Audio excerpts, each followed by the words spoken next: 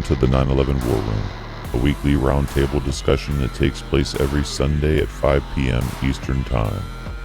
Tune in at 911warroom.com. Welcome to the 9/11 War Room. My name is Gene. I know. We just had a big talk about, I don't want to say our names anymore because it's not an ego thing, but she was like, well, I don't know. People that haven't watched the video, so here we are again. So yeah, your turn. No harm. I don't know. To me, it's just an introduction. Of course, you guys know who we are, but I mean, anyways, for anybody who doesn't.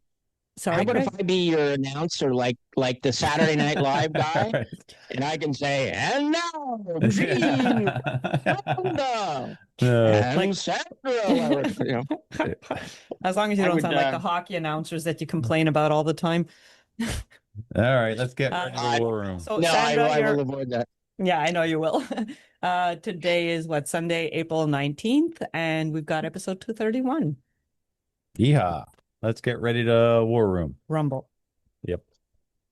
First item I do want to bring on a solemn note. Artie Devlin found out through, I don't know how you found out. I found out only, when I sent out, away. Yes, he passed away. I was sending out the War Room invite, and I just usually copy and paste all the names and BCC them, and I just scanned them sometimes, and I saw Artie's name, and I'm like, I haven't seen him post in quite a while. So I went to his Facebook page, and his wife on his Facebook page announced at the end of March that he had passed. So, yeah, sometimes that's how we find out, and Gene will tell you good more. guy. He was up at Ground Zero with us several times. That was the 20th anniversary. Yep. And yeah, I'm gonna point him out maybe on the picture. Yeah. He's down here kneeling. Yeah. He usually came in a wheelchair.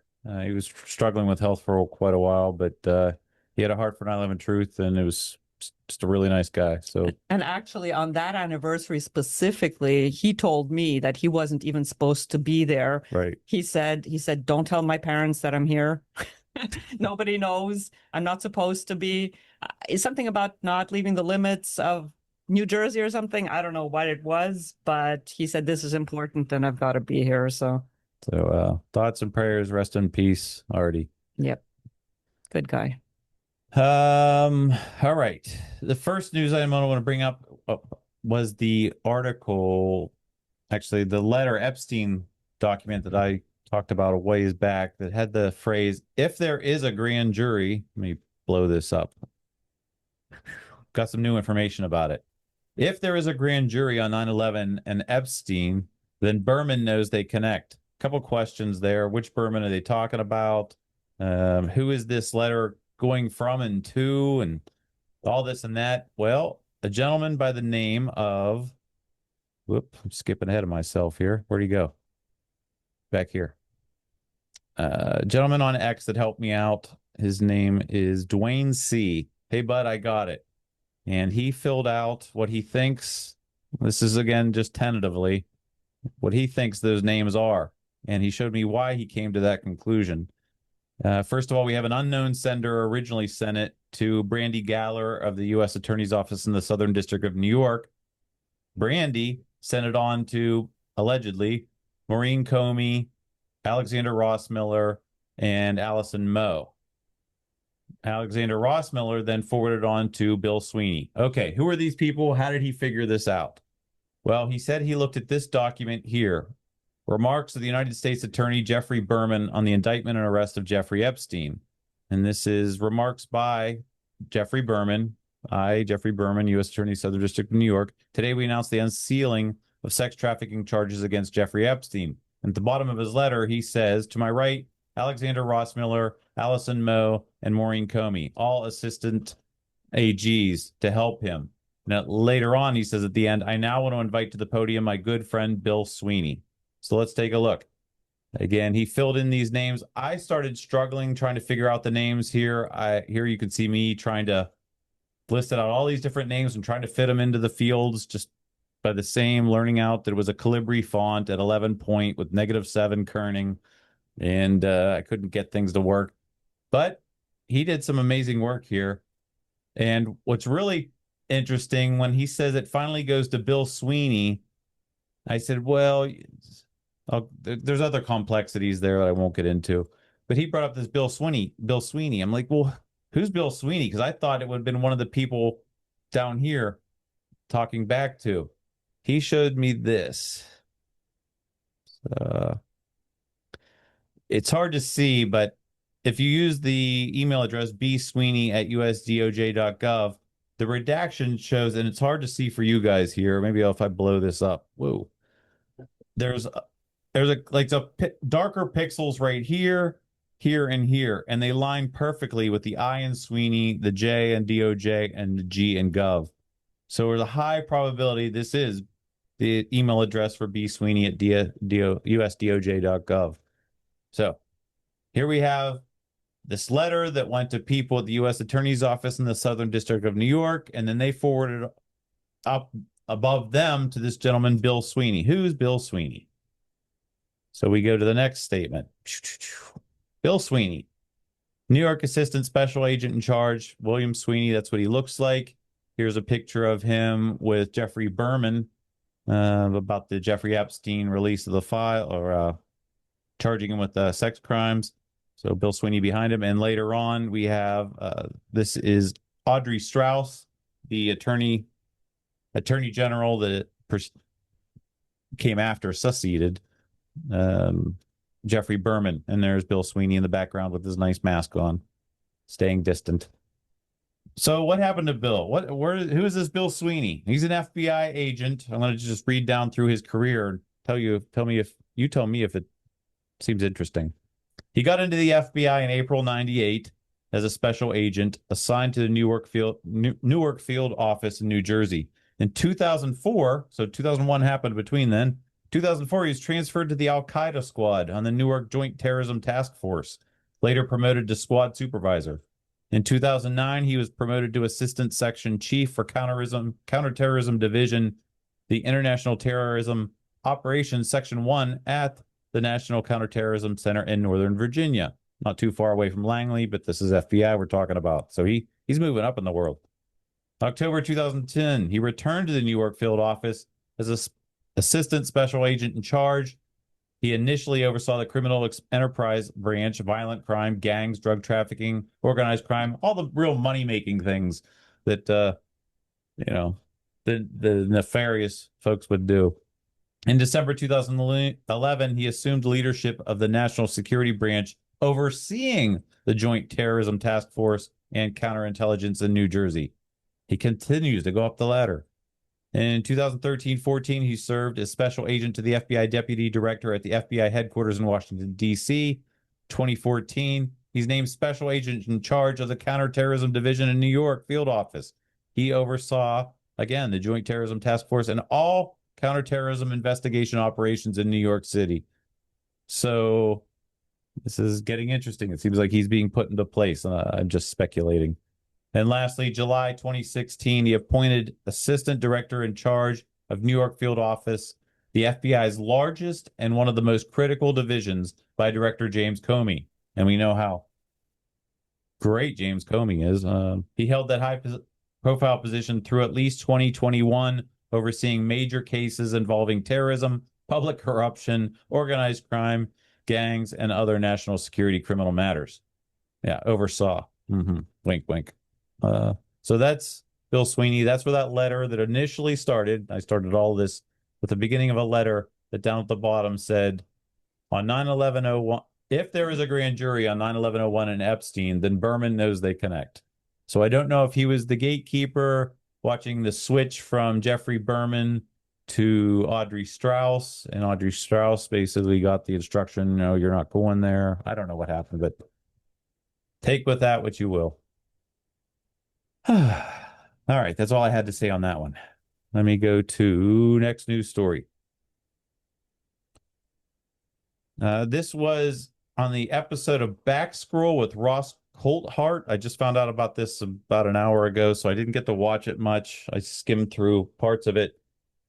Terry Strada was interviewed in the second half, and she's very strong against trying to pin Saudi involvement in 9/11. And I just wanted to share one part that they started to talk about. It's about a minute and a half, I think. Let's go. at Flight 93 that was brought down in Pennsylvania, it's speculated that it was Flight 93 there, which was heroically brought down by passengers that fought the terrorists.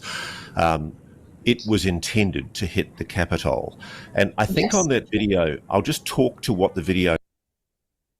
So I just want to pause there real quick before I continue with this, because I've been talking about it. A lot of people speculate on where was Flight 93 headed. A lot of people think it was headed towards Building 7, but I found 3 corroborating pieces of evidence, or at least documentation, that it was not. And I shared that last week with you, or a couple weeks ago.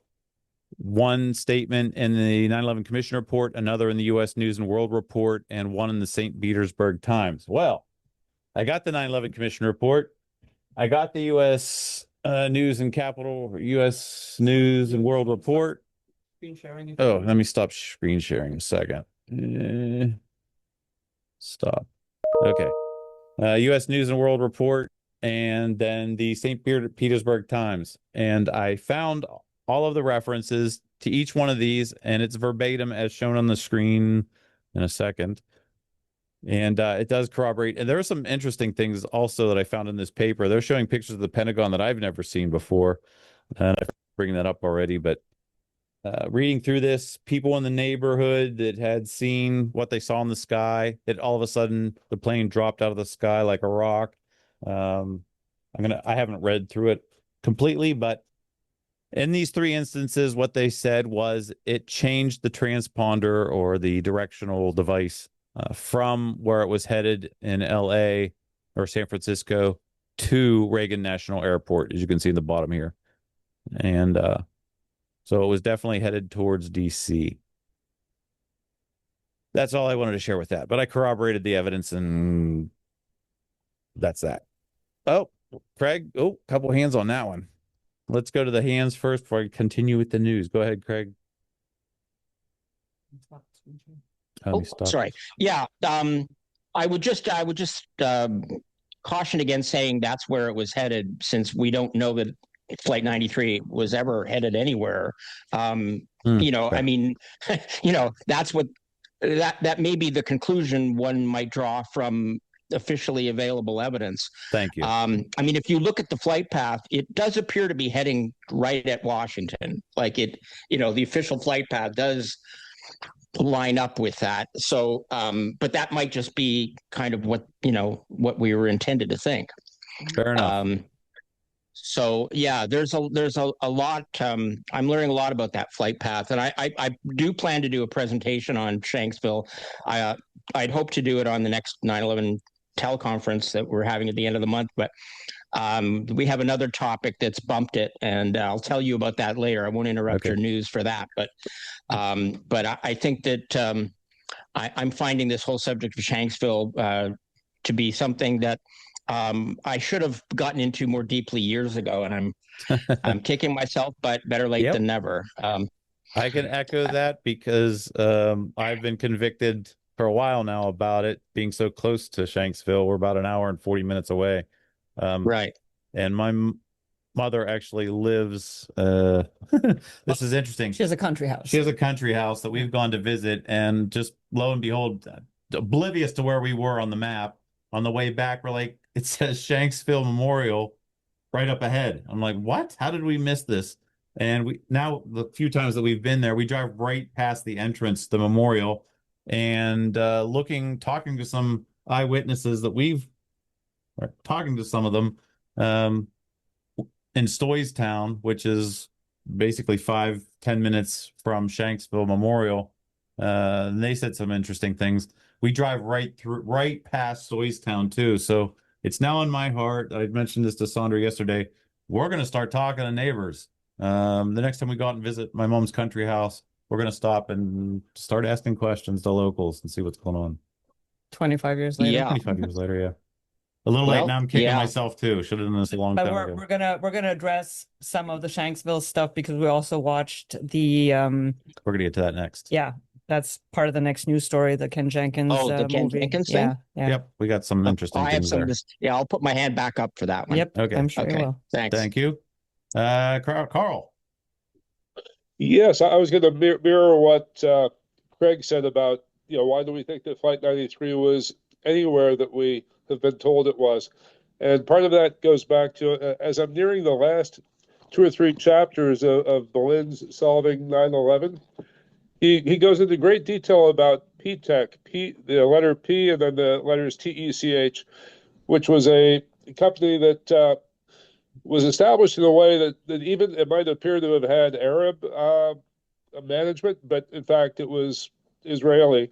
And they, quote, spent 2 years in the basement of FAA working on interoperability between FAA's computer system and NORAD, and specifically to deal with emergency situations. And both those computer systems have the capability to project images for simulations, for training, for wargaming. And I mean, I just don't know how much we can believe about any of the flight paths we think we've seen for 9/11. Fair enough. So, has this group ever done a deep dive in any of the Sunday calls about P-Tech? No, I have not. If I'm All not right. completely wrong, Carl, and I could be wrong, but for some reason, and maybe Craig would know because I think he read the book too by James Corbett. What was it called? That the latest book is his collection reportage, right? I think that he addressed P-Tech in there, but I'd have to go check. Yeah, Well, I could not really add anything to that. I'm not sure I read every essay in there, so I may not have seen. But I remember hearing about P-Tech though. Yeah, me too. Yeah. Mhm. Well, I think Boleyn writes authoritatively on it. Corbett, I'm not sure Corbett has ever even referenced Boleyn? Okay. Thank you for that reference to Boleyn. I don't know. I was talking about the flight data changes, direction. Anything else to add to that, Carl, before I move on to the news? No. Thank you, sir. All right. Back into it. I do appreciate the comments and insights. Next one, getting into Ken Jenkins did a webinar showing his documentary. They're 20-minute films, I guess. Like the guy, personally, I have no problem with Ken Jenkins as a person. And I found some things a little off on the video. And I just wanted to share what Sandra and I found watching it. You can see it at colorado911truth.org. And one section, well, how do I do this? Let's just share what he had to say about this. Well, darn, I'm getting ahead of myself. So in this 20-minute video that he shared, it was mostly showing a flight simulation. And he defended the graphics for this flight simulation by saying this. Shown to explain the 8.5 minutes of computer graphics and audio with the plane. That is all based on 3 things. It's based on the FDR, flight data recorder data, and that's why the plane and all its motions and everything you saw is exactly what happened, because the flight data recorder has that much data. And that's all. Did he say something after that? And then the soundtrack was No, I was going into sound. So he's saying this video is taken from flight data recorder information. And I'm going to start. Gene, you should play the third example. You should play all 3 of those examples. I don't have time for it. This is what I Okay. want to focus on. You could raise your hand. I mean, he's based. Okay. Oh, sorry. Basically, he's just in the points that follow. He just explains where the audio came from. They clipped in the audio. Yeah, But that's we're getting talking sidetracked. specifically Okay. about the video aspect I'm of interested in the flight path here. it, which is sorry. The original video he said was about an hour and a half of just this, Yeah. and he whittled it down to 8.5 minutes to focus only on the points that basically affect the 9/11 related matters. Okay. So what you're seeing here is I'm going to start playing it, and you're going to see this is the point in the flight of Flight 93 where it talked about the dipping. The nose went up and down, the wings went left to right. Off in the distance, you can barely see, and as I start to play it, you'll notice it, Indian Lake. So let me just start playing this right now. Okay, what's he doing now, sir? It appears that he might be turning a little to the north. I do want to pause here. Indian Lakes here. This road that you're seeing in front of it, so we can get our bearings on where we're at here, because this is really important. Here, it's 5:20. Before I do this, let's just say a quick prayer for 9/11 justice that I do every day at 5:20 when Building 7 fell. Whew. Excuse me. I'm gonna stop the screen share. And stop the screen share a second. Then we'll get into this. Lord, I just come to you right now. I thank you so much for these hearts and minds that continue to pursue 9/11 justice. I pray that we would all just check our egos at the door. I really just want to hold up Mick and how he handles his calls, that if people have good evidence to share, please share it, and that we continue to respect each other as a person, that we would present our evidence as we see that we're fighting for justice, we're fighting for truth, and that we should follow your example of how to treat others. And as difficult as that may be. In your name I pray. Amen. All right. I'm going to try to get better at that too. If anybody sees me talking bad about somebody, call me right out on it. And I do not mind it at all. All right. Wouldn't that be talking bad about you, Gene, if we did that? Not if I invite it, I guess. Oh, okay. That's Okay. funny. Thank you. Well, it's to his Sure. face. It's not about a third person who's not Yeah. here to defend themselves. So you're going to see this clear. It's a pretty interesting. This is Indian Lake. It's got a pretty Distinctive shape. Thank you. Yeah. Whew, couldn't spit that out. And the flight path you're going to see is going to go over this little nub here and this little nub here. It flies through here. And basically this road that you're seeing right now is this 281. So if I were to put it in the perspective that you would actually see it, fly around here. And why is it not going more shallow? Am I in globe mode? Anyways. Huh. Now it's not letting me shift where you can see the horizon. Wild. Anyways, all right. So you're heading this way. And that's what we're going to see, right? So that's the equivalent to the video, yeah. Yeah. That's that road 281. And now we're going to be coming up to Indian Lake. Does that concur? That's concurred. There's Indian Lake over here. It looks like he's rocking his wings, according to my observer. Roger. And why did it stop? I think it's him. No, it did stop. Why did it stop? Oh, don't do this to me now. 1750. Let me refresh. Does anybody know what that means if a pilot intentionally rocks the wings? I can speculate what I think. In my opinion, Flight 93 was shot down, and this was an attempt for the pilot trying to miss things. But that's just speculation. Hang on, Yeah, Craig, I'll get to you. I forget. I used They to know say these it was things. because they were trying to take over the cockpit, Yeah. and they were fighting over the controls. But Right, it's just really odd. it does mean something if a pilot rocks his wings. I just can't remember what it is. Yep. 20. See, now if I stop it, it'll start doing this again. Let me try this again. I can't keep stopping and starting it. It freezes up for some reason. But Just pick your moments then. yep, here we go. 500. Oh my gosh. All right. Plan B. Pardon me, folks, while we go Different to technical difficulties, bring up a different browser. Let me bring up this browser here. Give me 20 seconds to figure this out. Come over here, bring this browser here, and do it here. Go to 1750. Ah, boy. 1750. This will get better, trust me.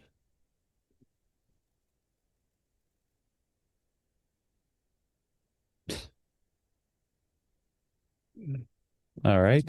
Now I have no excuse why this isn't playing. Come on. Killing me, Smalls.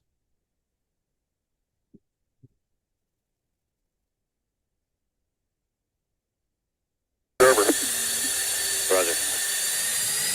2,500. Wonder if I could do this. Keep rocking back and forth. Thank you, sir.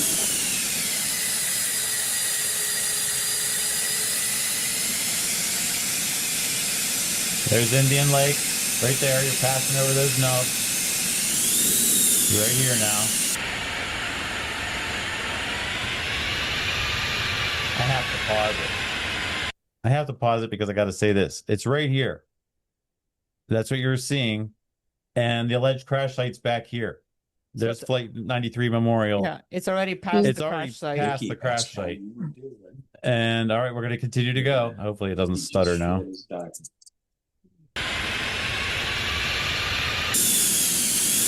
There's this road. See that road there? That's this road here. I think Going it's still forward. itching him when he walks funny. You want to see the kids being baptized? Trina, you want to mute yourself? All right, here's this road right here.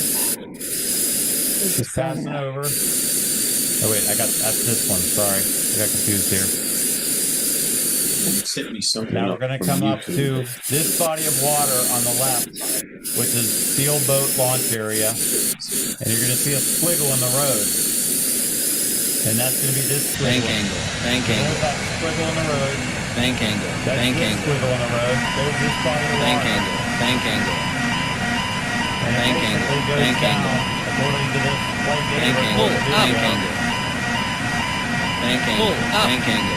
It goes Bank angle. Bank angle. Before the squiggle. It basically goes right before that squiggle in the Shawnee State Park. According to the video that Ken Jenkins supplied with the flight data recorder. Which is, Hold on Now just a let's take a look. second. Now let's zoom back out and see where this is. do you want to mute Trina? Because Trina, yeah, I got it. Okay, so let's see where. Hopefully you guys were able to hear me talking over the video. I didn't want to stop it. Did you guys? Were you able to hear my? Okay, good. Yeah. So let's see where we are. Where this, according to Ken Jenkins' video, where it crashed, right beside this body of water and that squiggle in the road. And we zoom out, we go north. Let's get our bearings right here. It crashed there. Here's Indian Lake way back here. And here's the official Flight 93 Memorial back here. So we're now, if I do my measurements, let's check this out. Let's go back. That is as straight as a crow flies. Oops, what happened there? Let's get rid of, how do you delete that, Mark? Drop, click to remove. There we go. So to Indian Lake, well, let's just go to the official. Yeah. To the memorial. It's 14 miles past the alleged crash site. 14 miles. That's a long way away. Something's not jiving there. And again, nothing against Ken Jenkins. Again, I'll say it again. Love him as a person, but something doesn't jive in that video that we were watching, because you clearly saw it fly over Indian Lake Park. And you clearly saw it land beside this body of water. And you clearly heard him say that the video was absolutely based on all the FDR data that was available. Yeah. So.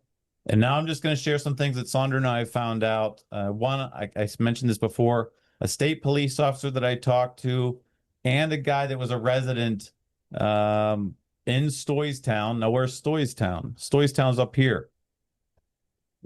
Whoops. What happened there? My distance thing went away. I wanted to measure distance to Flight 93 Memorial. Boom. Boom.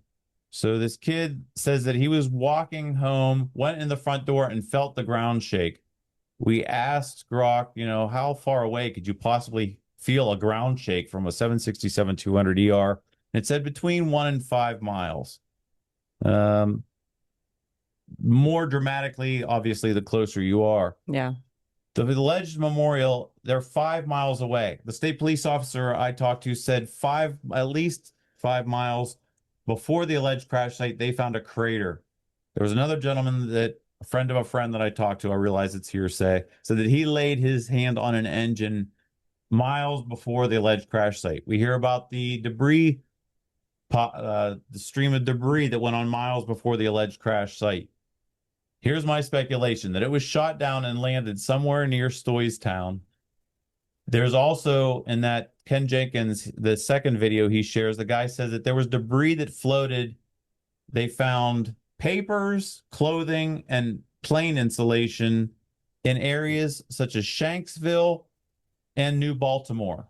So Shanksville's right here, New Baltimore's right here, and I asked, again, Grok, the elevation that I was passing over these areas. It was roughly, when it did the dip up and down, it was elevation of 10,000 feet. And he checked the wind speed too. He checked the wind speed on 9/11 that morning, and it was 10 miles an hour. So I put it in there. At 10,000 feet, at 10 miles an hour wind, how far would paper, clothing, and plane insulation float? And it said the clothing would probably drop within the mile or two. Paper or insulation, 1 to 5 miles, and paper 6 to 12 miles. No, I think insulation was the closest. Yeah. Paper went the furthest, then clothes, and then the insulation. So you're looking from where I'm guessing that the shoot down happened. 5 miles away is Shanksville. New Baltimore is 10 miles away. So reports of these things drifting in the air. Not impossible. Not impossible, that's what I'll say. Not impossible. Even though it seems kind of... The two most devastating, not devastating, the most compelling information for me is the state police officer saying that he cordoned off a crater somewhere in there, and I'm going to find out where that is. And we're going to go talk to people, because Sandra and I literally drive this road on the way back from my mom's place, and we go right past Soystown. And that young, I mean, Gene calls him a kid. He was a kid at the time. He was, I think he said it was in first grade, and he called us, and he was hesitant about, we wanted to meet him, and he was kind of hesitant about, he said he was dealing with a lot of issues, but he was very hesitant to speak to us. But I guess he follows Gene on some social media.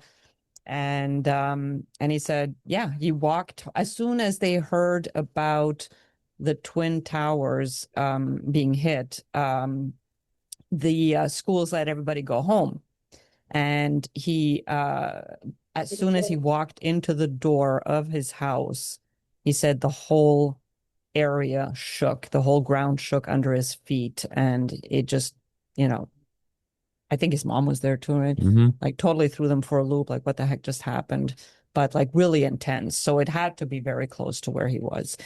Stoystown is not a big place. I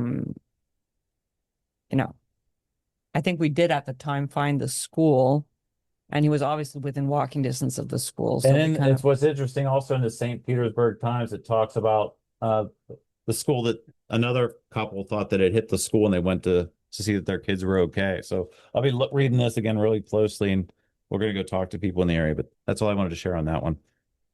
Anyways, it's all very interesting, and I still got some more news items, but Craig, anything on that? Yes. I'll try to keep it succinct. I mean, you may, if you watch that meeting, you may notice that I was the only one that raised the issue of Indian Lake and the fact that the plane flew over Indian Lake in the simulation.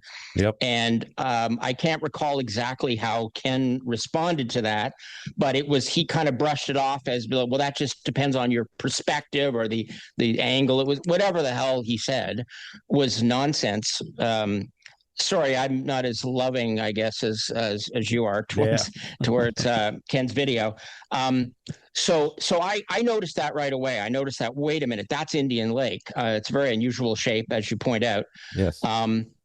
I also, before I finish on that point, the reason I said, you should play the three things that it was based on. You don't have to play it, but I just wanted, he mentioned the third thing was the cockpit voice recorder, and he just said it as if it was based on the cockpit voice recorder. In fact, they never released the audio of the voice recorder. They just released a transcript. So that, as far as I'm concerned, is cannot be relied on. We don't know if that's valid or not. But back to the Indian Lake thing. It definitely, we can't trust it if it's showing them flying past the alleged crash site over Indian Lake. If this video is representative of it. Yeah, I don't know if you can get that from the cockpit voice. I don't know if that will tell you exactly where. But the funny thing is, you and I had a very similar week, it sounds like, because I was on Google Earth doing all the sums. I don't think I'm as good at it as you are in terms of, but I was trying to measure stuff and latitudes and the whole thing. So it's kind of funny to me that that you're presenting this. It is so blatantly obvious that this simulation bears no resemblance to any reality or anything, even in the official story, which Jenkins completely supports, by the way, is rather shocking, I think. And it is, let's just say, at best, it's extremely sloppy. Okay. And I can't believe that this went on for so many years. All right. Well, no. Get it. What did I say wrong? I don't know. Just sitting there saying how bad it is. I get it. Well, I'm sorry that upsets you, Gene, but no, it's you seem to want to sort of, Can you help me out what I'm trying to say? Okay. So, I mean, I guess she just wants to focus on the actual technical issues that this clip brings up. I mean, there would be a lot of things to say about this. I haven't seen the Q. It was late last. Yeah, we night. missed the. We watched this like at midnight, and I was like, "Can we watch part 2?" And she's like, "No." Yeah, no, that was like I wanted to get into. We haven't seen the Q&A yet. We haven't seen the part 2 of whatever that is. But basically, I mean, it was just really a collection of, pictures that we've already seen. Mm-hmm. I mean, basically, this thing is presented as the official story is correct, and here are the pictures to go with that. Mm-hmm. Is basically the way I interpret it. I mean, there's no actual research. I mean, the measurements that Gene did in the half hour would have been so easy to do for anybody just to even double check to verify these things. But there's been no verification of any sort. It's just when you show on your video shows a crash site 14 miles after the alleged crash site, and you're trying to support that, it just fell apart. Yeah. So Gene's just trying to focus on those specifics. Yes. Go ahead, Greg. Yeah, but it's really wrong, in my opinion, with all due respect, to try to sort of like defend Jenkins at the same time as you're pointing out these discrepancies. Like, you don't need to defend him. Like, he should be accountable for putting this out in support of the official story. This video is a fraudulent video. And we shouldn't be trying to kiss anybody's butt. We shouldn't be. We should just say, "Look, I'm doing Ken, that. What the hell?" I'm just trying to stay in. I really, really respect how Mick handles his meetings. And if people have the way to present evidence or say something or have evidence that shows something is inaccurate, then do that. But starting to address the person then starts to get to a line that I'm not comfortable with anymore. Well, can I just say about that? Mick has a very specific purpose in mind when he does it his way. He doesn't even want you to say, "I disagree with this person." Mm-hmm. That breaks his rule. So that's fine. So he has an objective for learning the evidence, and so he sets up rules that work towards that. Yeah. That you can't apply that to every call, because that's like to say, well, you're not allowed to disagree with somebody. That only works for Mick's call. That isn't going to work for other calls. Help me navigate so I respect that, and I Mick's appreciate approach that. too. Yeah. Yep. Right. Help me navigate that, and I appreciate it.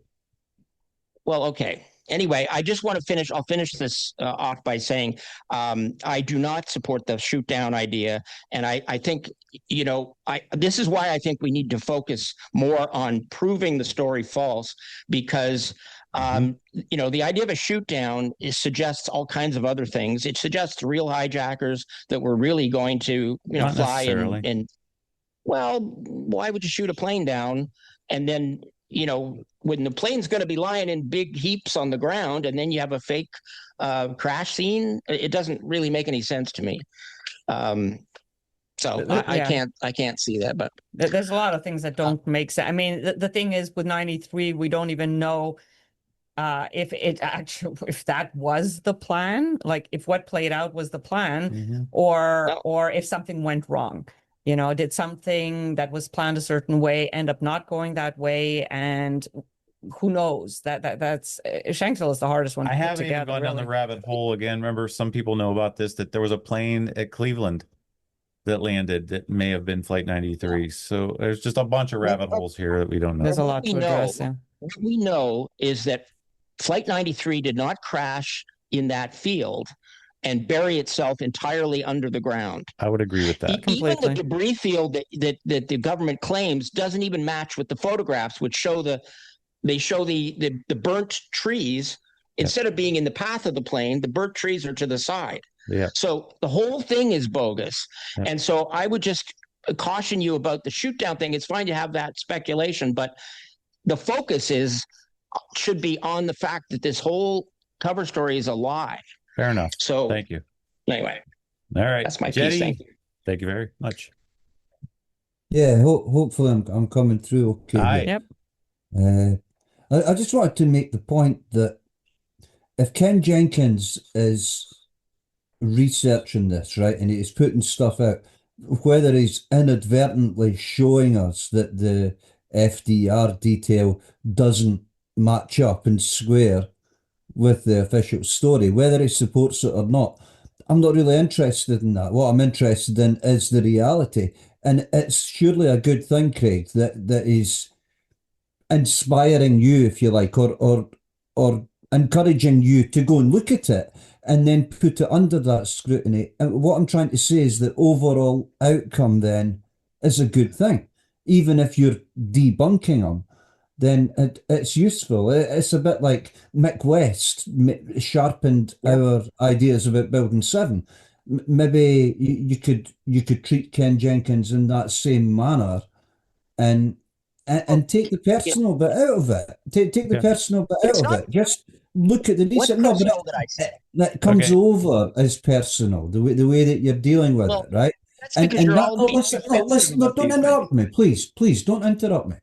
What it does when you do that is it takes away from the point that you're making, because people immediately think, right, whether you do or not, think this guy's got a thing about Ken Jenkins, whereas just deal with the research that he's putting out there and nothing else, and make your own conclusions, because in this instance it looks like your conclusions stand on their own and on their own merit. But I think there's value there from somebody like Ken Jenkins, who has researched the idea and put it out. Maybe what he's put out is totally wrong and bogus, as you're saying, right? Anything. Okay. Well, I think he's done some good in the past, and I think you have to take people for what they're worth. I think Mick West has done some good for our ideas. I wouldn't give him house room in terms of any engineering research, but he's been helpful.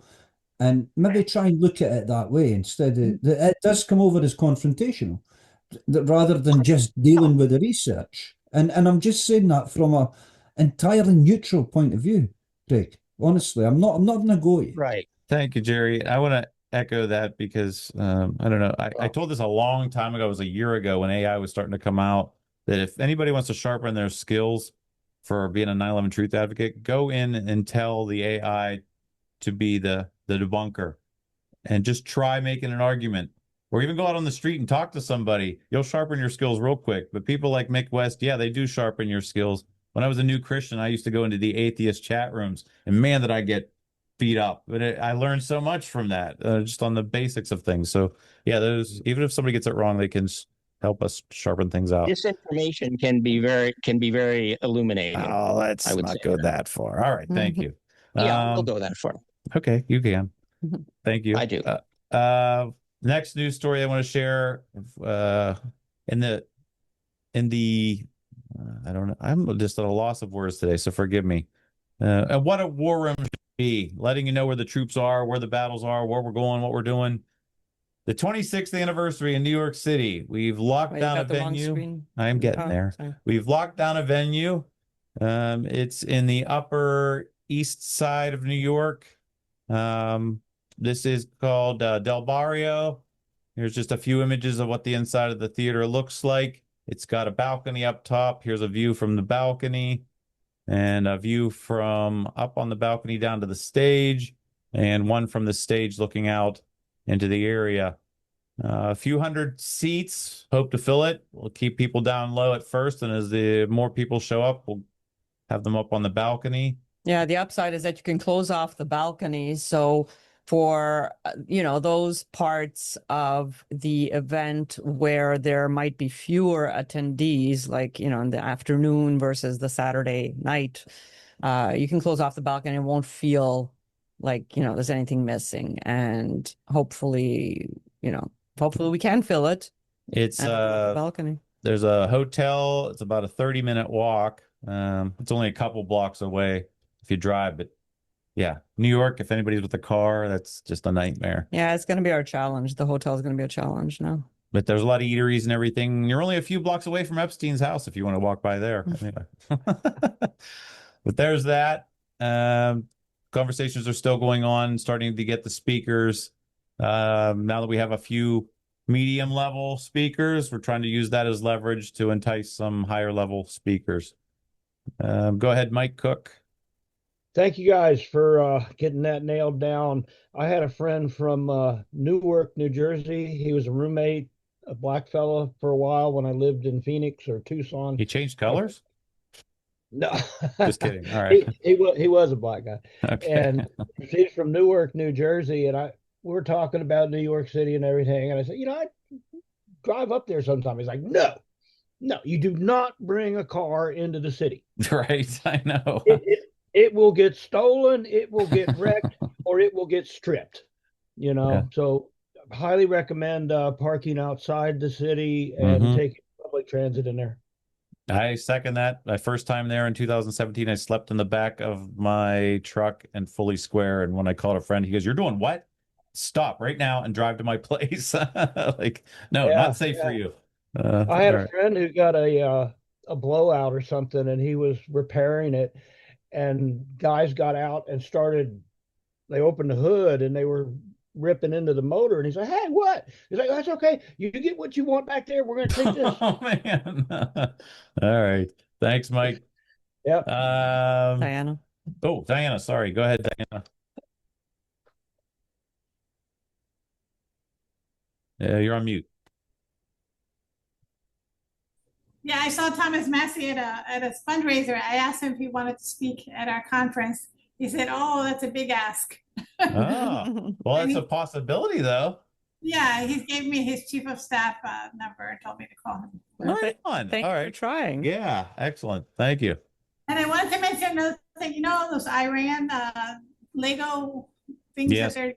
Why aren't The they memes. talking about 9/11? They should be. They did. There was one that was put out. I don't know if it was Iran, though. Really neat. We were flying through, and it's all 9/11 related stuff. Isn't that one of the Lego things that Iran puts out? No, they have. Iran hasn't done it. For those that aren't aware, a bunch of propaganda Iran's putting out is basically in the theme of Legos, and they're brutal and they're funny, and they're beating this propaganda war by the United States with propaganda with meme Lego videos. It's hilarious if you haven't seen them on X. They're great. They should talk about 9/11. I wonder if they're holding that up for some reason. Yeah, I don't know. Thank you, Diana.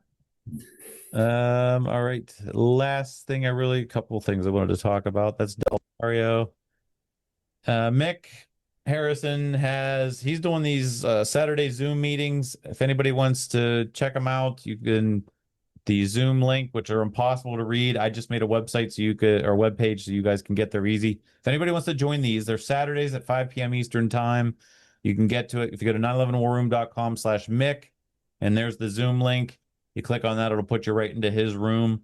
And he runs a tight ship on just present evidence that would help him in the anything with Ron Johnson, preparing that. Yeah, it's not guaranteeing it. Yeah. He's willing to look at this stuff on his own time, which he doesn't have a whole lot of time, so I don't know how he's doing this. It got a little heated a couple times on this one. People kind of pushed him a little bit. And he will just, as we've already stated, he does not want to hear people talking disparagingly about anybody. He just wants you to provide any evidence or even speculative evidence for him to consider. And he'll do that. He will not miss a beat on just dropping somebody off the call if he finds them continuing to talk about somebody. What else do I want to say about that call? I think that's about it. So check that out Saturdays at 5 p.m. if you're interested in that. He does not record it, so there's no way to see it after the fact. Correct. All right. And the last. Gene, yes. Gene, sorry. Just to be clear, he doesn't want you talking about other people. So disparagingly is like that's already covers any mention at all. So he doesn't specifically say don't speak disparagingly. He Except says of him, yes. Except with him, yeah. So he's very good about that. But he specifically says just don't comment on other people's opinions. Just give your own. So it's not about the disparaging thing. It's about he wants to know what you think of the evidence, right? And that's all. Good clarification, right? Because somebody at one point said just the two words "those people," and he goes, "Those people." I want to hear about what you think. Very good. Good takeaway there, Craig. Thank you. And last thing, I wanted to read this. So Patty Casazza has been doing. Oh, I missed the news story. How did I miss that? I never finished it. Well, Terry Strada. Let me finish this one. This is about Terry Strada's interview with this guy, and then I'll go on to Patty Casazza. Those shows. There's a moment where Al-Bayoumi is filming what looks like the X-ray machines or the machines that scan for weapons as you go into the Capitol building. And he actually says, "You said that in the plan." That's a clear admission that there's some kind of sinister reason for why he's showing the security checkpoints at the Congress, isn't there? Oh, absolutely.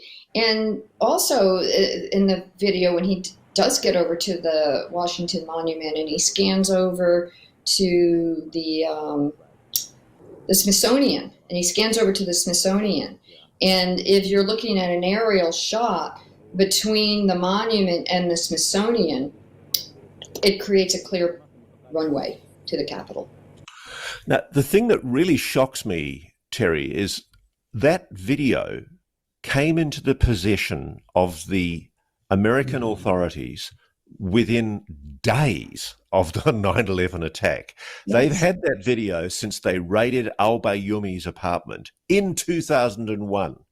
Yes. So 23 years ago, they got that video, nearly a quarter of a century ago, and it's only just come out now. Yes, and it didn't come out because the FBI ever cooperated or wanted it to come out. It came out because our representatives, the 9/11 families, went to London and asked them if we could have it. And they released it to our representatives without a protective order, which meant the public could see it. But then the courts put a protective order on it immediately. And it took months to unravel that decision. And finally, because it did not belong to the FBI and it did not belong to the Kingdom of Saudi Arabia, because both of those things are under protective order, the judge had to release the protective order and say, this can now go out into the public domain. And yeah.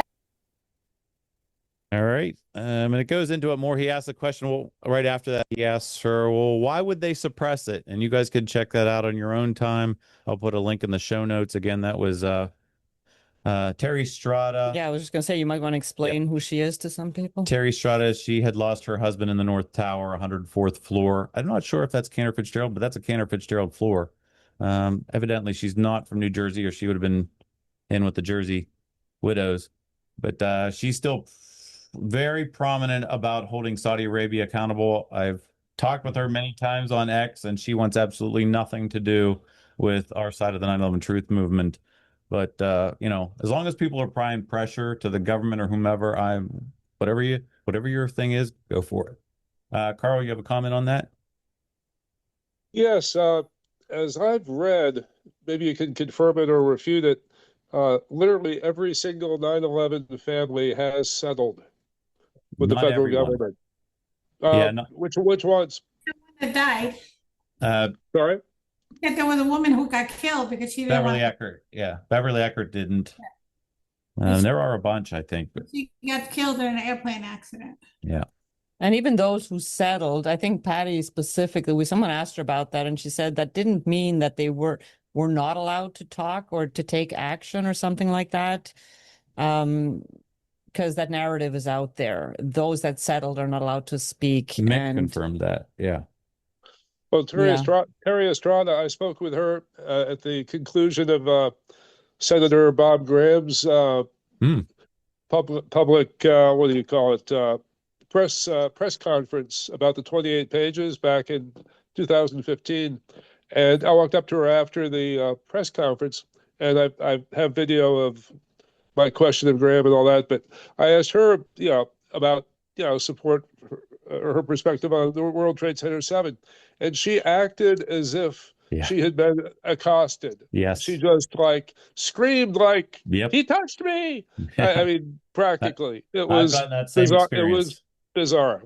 Yep. She wants absolutely nothing to do with that side of it at all. I told her I'll pray. Yeah. Anyways, thank you, Carl. Back to what I was originally going to get to, because I forgot that part, but now we're good there. Patty Casazza, love her, respect her, support her, and and I see that Chuck's on here. Whatever anybody believes, if you're like Bob that believes that no planes hit, or you believe in directed energy weapons or whatnot, at this point, because I'm really having a rough time with all of this. Maybe stop the screen share so that they can see. I don't want. I'm done fighting with people about what they believe. I can only say what resonates with me. Some of those theories don't resonate with me. I just really have a rough time with people going on other shows and just vilifying the crap out of other people. And she's been doing that. And I don't say that to be disparaging of her. It's just really hard hearing her say bad things about Richard and his purposes of being in the movement, and what's this movement done in 20 fewer years? It hasn't done anything, and it's just really hard to hear that. And then she gives props to somebody that truly just talks nasty about people, and that's all I'm going to say about that, because I'm at that line that I don't want to be. But Sandra wrote a letter, and I want to read it in its entirety, and then I'll open up the table for anything anybody else wants to talk about. But she said it well. Patty responded to her, but missed the whole point of the letter. So here we go. Should just take a couple minutes for me to read this. This is a response from the 9/11 Truth Advocate, Sandra Jelmi-Laratonda, Patty Casazza's third open letter to the 9/11 Truth Movement. And if you haven't seen it, it's on Norman's website. It's on her X account. I'll put those links in the show note. Dear Patricia, with all due respect, and I truly mean that because we all respect you, you have fought a fight none of us can begin to imagine, and you've exhibited nothing but courage, heart, and strength. You are the reason that many of us have been fighting for 9/11 truth for so long. It starts with the victims and their families. I almost feel like you should read this, but that's all right. I will. But I can't let this recent letter pass for this very reason. All truth matters, all truth. Because what she's been saying now is, even a half truth is a whole lie or something like that. Yeah. And it sounds good, but then, anyway. Yeah. The only thing that determines whether these voices, those in the 9/11 War Room clip that was being referred to, are acting in good faith is their own sincere conviction. Nobody can or should be the judge of what is in another's heart. We may not agree on the details, but those are not a measuring stick of good faith. If the talking points haven't changed, it's because the evidence still stands for those of us who have concluded that controlled demolition brought down the towers.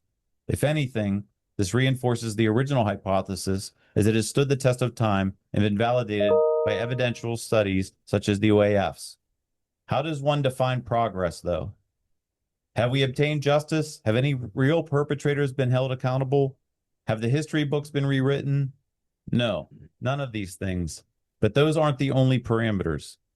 Whereas only a small percentage of the population doubted the official story in the early years, well over half now have questions. 9/11 is no longer being relegated to being conspiratorial. It has become mainstream, and that's significant.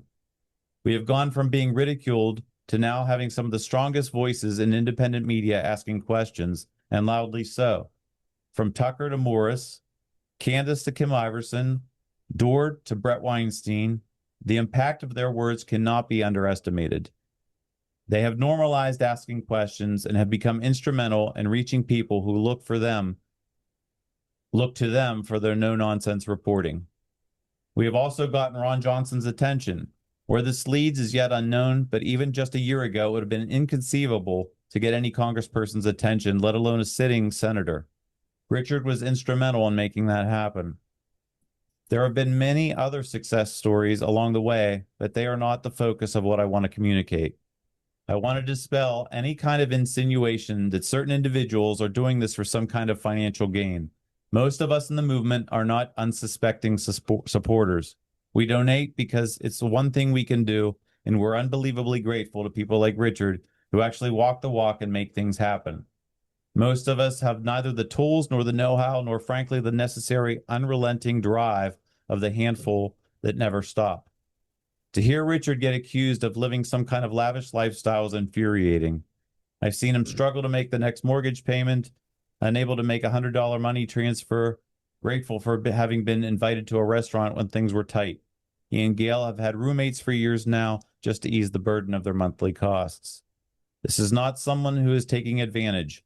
On the contrary, he could have a nice cushy life as an architect and retired in comfort with a financial security. All he has to do is say yes to the employment offers and he received, especially after AE dismissed him. And we would all have been worse off.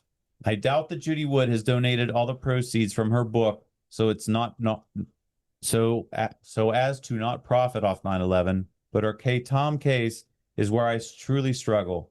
Had she been able to proceed and won the case, she would have been awarded 15 to 30% of the final settlement. She, personally. To add insult to injury, the remaining 70 to 85% would have gone to NIST or the government more generally. The very department, we all agree, knowingly submitted a false report. The very government that pulled off 9/11 and killed 3,000 of its own people. The point of Tom case, by the way, is to prove intentional fraud or abuse on the part of a contractor, which she didn't have, and why the case was thrown out. The Lawyers Committee lawsuit was in fact about the physical evidence, but was refused by the Supreme Court because it claimed the plaintiffs didn't have standing. Dr. Morgan Reynolds' Tom case, ditto. What about the lawyers in the Kreindler case, the Motley Rice one? Are they profiting? Even Norman asks his readers at the end of his Substack articles to donate to him via his PayPal account. Is he profiting? As for the evidence, while it's true that we don't allow for a lot of room for discussions or on mechanisms, we have trouble getting behind. We don't focus our energy on throwing people we disagree with under the bus, engaging in vulgarity, mockery, or other demeaning tactics. We also don't prop up vulnerable victims' family members as the poster child and milk her support for our own gain. Ouch. And for what it's worth, the criticism towards those who support controlled demolition for not wanting to get behind alternate types of energy is equally applicable to those who support the latter. We're all guilty of that. Get near the end. Still, all things being equal, and considering that none of us can prove our theories beyond a reasonable doubt because we're still missing information, one cannot lose the sight of the fact that even controlled demolition and the physics that support it are a hard sell to those who are stuck in their cognitive dissonance.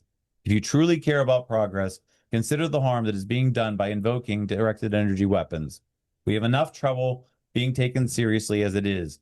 Even if I supported DEWs, I would make sure to keep that on the down low, if only as a purely tactical strategy to avoid complete self-sabotage. So those are my thoughts, Patty. It's been painful watching you come so hard at people who have dedicated their lives to making this one right. Gene has spent easily $100,000 over the time on 9/11.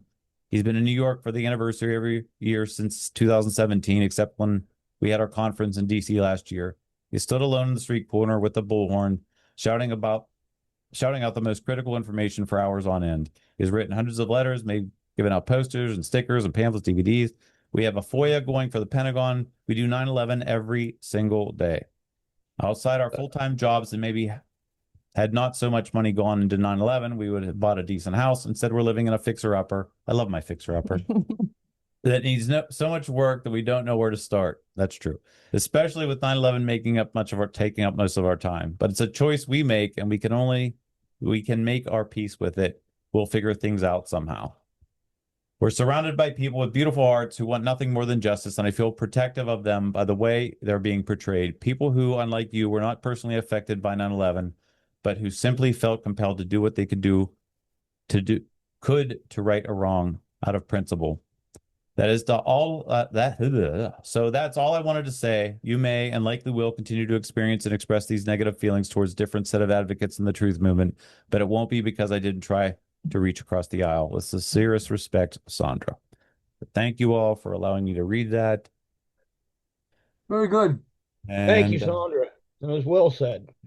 It started off actually because this was in response to obviously something that had been put out there and some of the things that she said. So those are all, she accused people of profiting. She accused us of not having made any progress. That's basic. And it started off as just basically a post or an article I wanted to write with all of this in the third person. And it was about halfway through, and I said, "Okay, who am I kidding? I'm really addressing her. This is this is my therapy. I write the things that I want to say, and I would have been perfectly content. I finished it, and I just let Richard know, just so you know, I've written this, and I'm not planning on sending it or anything like that." And he was totally okay with it, and he said, it says everything you need to say, and So a couple of days later, I'm like, what the heck? I guess I'll just send it and see where it lands. And it didn't land at all. It didn't land at all. Like Jean said, just really missed the point. So that's it. I just said it, and I can move on. So you guys know Sandra and I met through 9/11. Because it was really, as you guys know, as truth advocates, trying to talk to people or trying to relate to people about 9/11, it's really difficult, especially if it's your spouse or a loved one. Well, we got that in common. So now it's really easy to do this. And this takes up a lot of our time. We both got the fever for the flavor of 9/11 truth, and we just want truth. And my past, I may have been very eager about certain views and what I believed, and I was rough with other people, and I asked for forgiveness for that, and I'm trying to get better at it. And we don't make any money off of this. It's really a lot of work to do a podcast once a week. We don't look for fame and fortune in this. We just really want to keep people talking about it and how do we move forward with this, and we don't want it forgotten. And if directed and Mick said he's going to take a look at the directed energy information. If he looks at it and it passes the sniff test, then albeit I agree, then it should be entered. But if it doesn't, or if anything else doesn't, that's the way it is. And it doesn't resonate with me, but I mean no ill will towards them, and I'm going to stop fighting back with the people that have different thoughts and feelings. All right. Thank you. Jack, what do you got? Yes, a little bad news about Ron Johnson. There was a vote about whether to stop 12,000 bombs and 39 D9 bulldozers going to Israel. And Ron Johnson spoke out very strongly against the bill to stop it and to let that go through, and he voted for it. So that is disheartening. We know that he's accepted some money from our from AIPAC, and that's concerning as well. But we go where we can with them, and just just because that's there, it doesn't mean we try to pursue that avenue, and we're going to continue to pursue that avenue. If it falls flat, then so be it. But we're not putting all our eggs in one basket. But thank you, Jack. Right. Thanks. Appreciate it. Carl? Yes, in the letter there was reference to Sandra wrote that our government did this or that, and this is a bias I find in the quote war room, is that you allow maybe 10%. I seemingly am the only one who tries to bring up the Berlin perspective, which is not found in Corbett's writings or in David Ray Griffin's writings. So I think to be a fair forum for information to come out, it's necessary to allow more Boleyn. And I was going to suggest, you've gotten the PDF at least. I think you may have a hard copy of the book. If we were just to take a look at one chapter, maybe next week, even one chapter a week for a little while, starting with the very last chapter of his book, Solving 9/11, the title of which is Making Sense of the 9/11 Cover-Up, chapter 16. So I ask your encouragement to support our maybe having a few minutes of discussion about that chapter of the book next week. I hear you, but I'm going to run my show how I like to. I do have no problem with saying that Israel at least had foreknowledge, and there's a lot of questions there. Oh, but I'm not going to go through starting to read. That's the important lie, is that they just had foreknowledge. Sad insult to injury. The remaining 7085 would have gone to NIST or the government. Just talking about the K-Tom case. The next sentence is what I think you're talking about. The very government that pulled off 9/11 and killed 3,000 of its people. Maybe perhaps it could have said other governments like the, intelligence agencies from the ISI, the Mossad, MI6, MI5.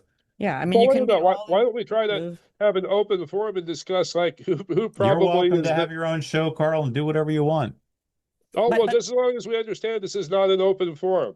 Oh, it is, but I'm allowed to talk about how I would like to and you're able to limit what other people say, so it's not an open forum. I'm not limiting. You can go ahead and talk about whatever you want with anybody wherever. I'm just saying I got 2 hours. I got a half hour of news. I got an open table, and then I got to go around the room. And I'm not going to sit there and say that I'm going to go read a chapter of a book. If I was going to read anything, I'd go to the request for correction, or we'd look at the NIST Final World Trade Center 7 report. But you go with whatever you want to. But ultimately, Israel could not have pulled this off had it not been primarily for U.S. pulling the strings and setting things up and having, the controlled demolition set up and having everything in place. And it happened on American territory. I mean, this is where it starts. It's not everything, but it's where it starts. And you don't have to cover every base of every single thing that you mention every time to be completely correct. Nobody is saying that in every statement that it was only the U.S., but you don't have to go through the litany of people, like Gene said, that may or may not have been involved in order to just, make sure you cross all your T's and dot all your I's. Well, if one steps back from things, one can discern that a certain intelligence entity no doubt had a lead role in pulling this off and probably somewhat blindsided most of their American counterparts. No doubt we're thoroughly infiltrated, our intelligence, our FBI, our State Department, all of that by Zionists. Absolutely. It's just true. I agree. So, yeah. I think we all know that here. Yeah, we all know that, like, intuitively. That's what I'm saying. It doesn't have to be said at every single turn. Yeah. Now, if we're having a discussion about who else was involved, then of course it's going to come on the table. But when we're talking about who else was involved as to who primarily was driving the train, I mean, also involved is it assigning a diminutive role to Mossad, which is just not the case. Okay, and that's fine. But clearly it is a huge issue to you. Because everybody says inside, people say inside job as if, that like people who have sworn to uphold the Constitution by and large are just all, they did this, why? No. Look, and the same. I get you, Carl, and I agree with you that there were other entities involved. To what degree they were, I don't know exactly, but I just noticed that every single, and I say this politely, every single call you're on whoever's platform it is, you say the same. Me. No, I'm not. I'm saying that you on every call you bring up the Boleyn book, and we all know this. We all know Boleyn's book. So, and but you've never read, but nobody has read it. Oh, yeah. I skimmed it many times. You know, the counter argument to this, just as a last point, is, you know, even when we say the government did it, we obviously don't mean every single person in the government is corrupt. So again, it's a generalization. It's a quick statement. You know, you can't specify a whole bunch of things in every. And I have reached out a couple of times to Christopher Berlin, asking him that we'd like possibly for him to be a speaker on this anniversary event. He won't respond. Oh, I did. I'll show you the emails. I'll forward them on to you. No. I was highlighting the word possibly. If he possibly would want to be a speaker, I presume he would certainly be if he were willing. But he won't answer. It's a small venue. No, he has said everything he needs to say at Berlin.com. Okay. I'll leave it there. I appreciate it. Craig. Yeah, a couple of quick things. I want to make a final comment about the earlier topic, but I wrote a piece. I interviewed Ellen Mariani way back in the day. Oh, nice. And I looked back on my article from, Jesus, when was it? It's got to be. Sorry, Gene. Thanks. It's just a. Okay. I know. So anyway, it was many years ago, and in that article, she talks about there being a gag order on her put on her in the, I think is it Massachusetts? What court is it? Geez, I got to find it. I shouldn't have moved. Oh yeah, New Hampshire probate court. Without getting into the, but then I have in here, and I think I got this from her, 9/11 family members who accepted settlements also had to sign non-disclosure clauses, which have the same effect as gag orders. Now, is that incorrect? Is that an incorrect statement? I just throw that out. Yeah, Mick had said, I think it was his call, if not this past Saturday, but previous. It was earlier than that, I think. I think it was that he said not necessarily are. He said it when Patty Casazza was on. So whatever episode that was when she joined, those two talked about it, and he said they're not necessarily under that they can't sue. Coming from her, kind of like dispelling the whole, and it could, maybe they didn't all sign the same kind of NDA. Maybe they didn't sign with the same people. Like, I have no insight into that, but I just know that it's not a blanket truth, and maybe it did apply to some people, right? But not to all of them, apparently.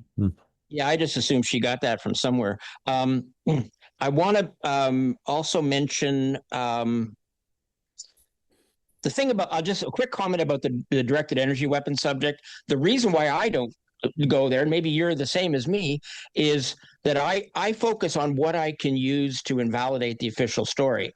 And I figure when it comes to the World Trade Center, I think we've already succeeded in that. So the question is now, how do we get that? How do we get other, the world at large to get that? You know, that's to me, the method should not be the main focus. And this is where I part ways with the directed energy weapons people, is like, is that going to move us closer to our goal? If we figure out that there were directed, is it? And I'm going to argue that it's not really going to make a difference. Anyway, so that I think probably we agree on that. And I want to make first of all, I want to express a little frustration in general with this idea that I always get this, well, don't attack people personally. I really get frustrated with this because it's like, it seems like in trying to be, generous to everybody and treat everybody, that we end up enabling a lot of very problematic behavior. And I kind of feel like I'm left hanging out to dry sometimes by the rest of the movement. Not everybody, but a lot of people, because they want to sort of assume everybody's honest. And even when their tactics may not be honest. Yeah, but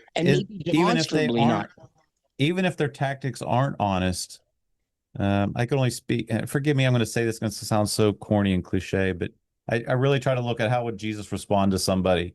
And he's going to ask questions. He's going to allow them to show to the crowds watching that their evidence doesn't stand up, but he doesn't personally attack the person. He gets them. Neither do I.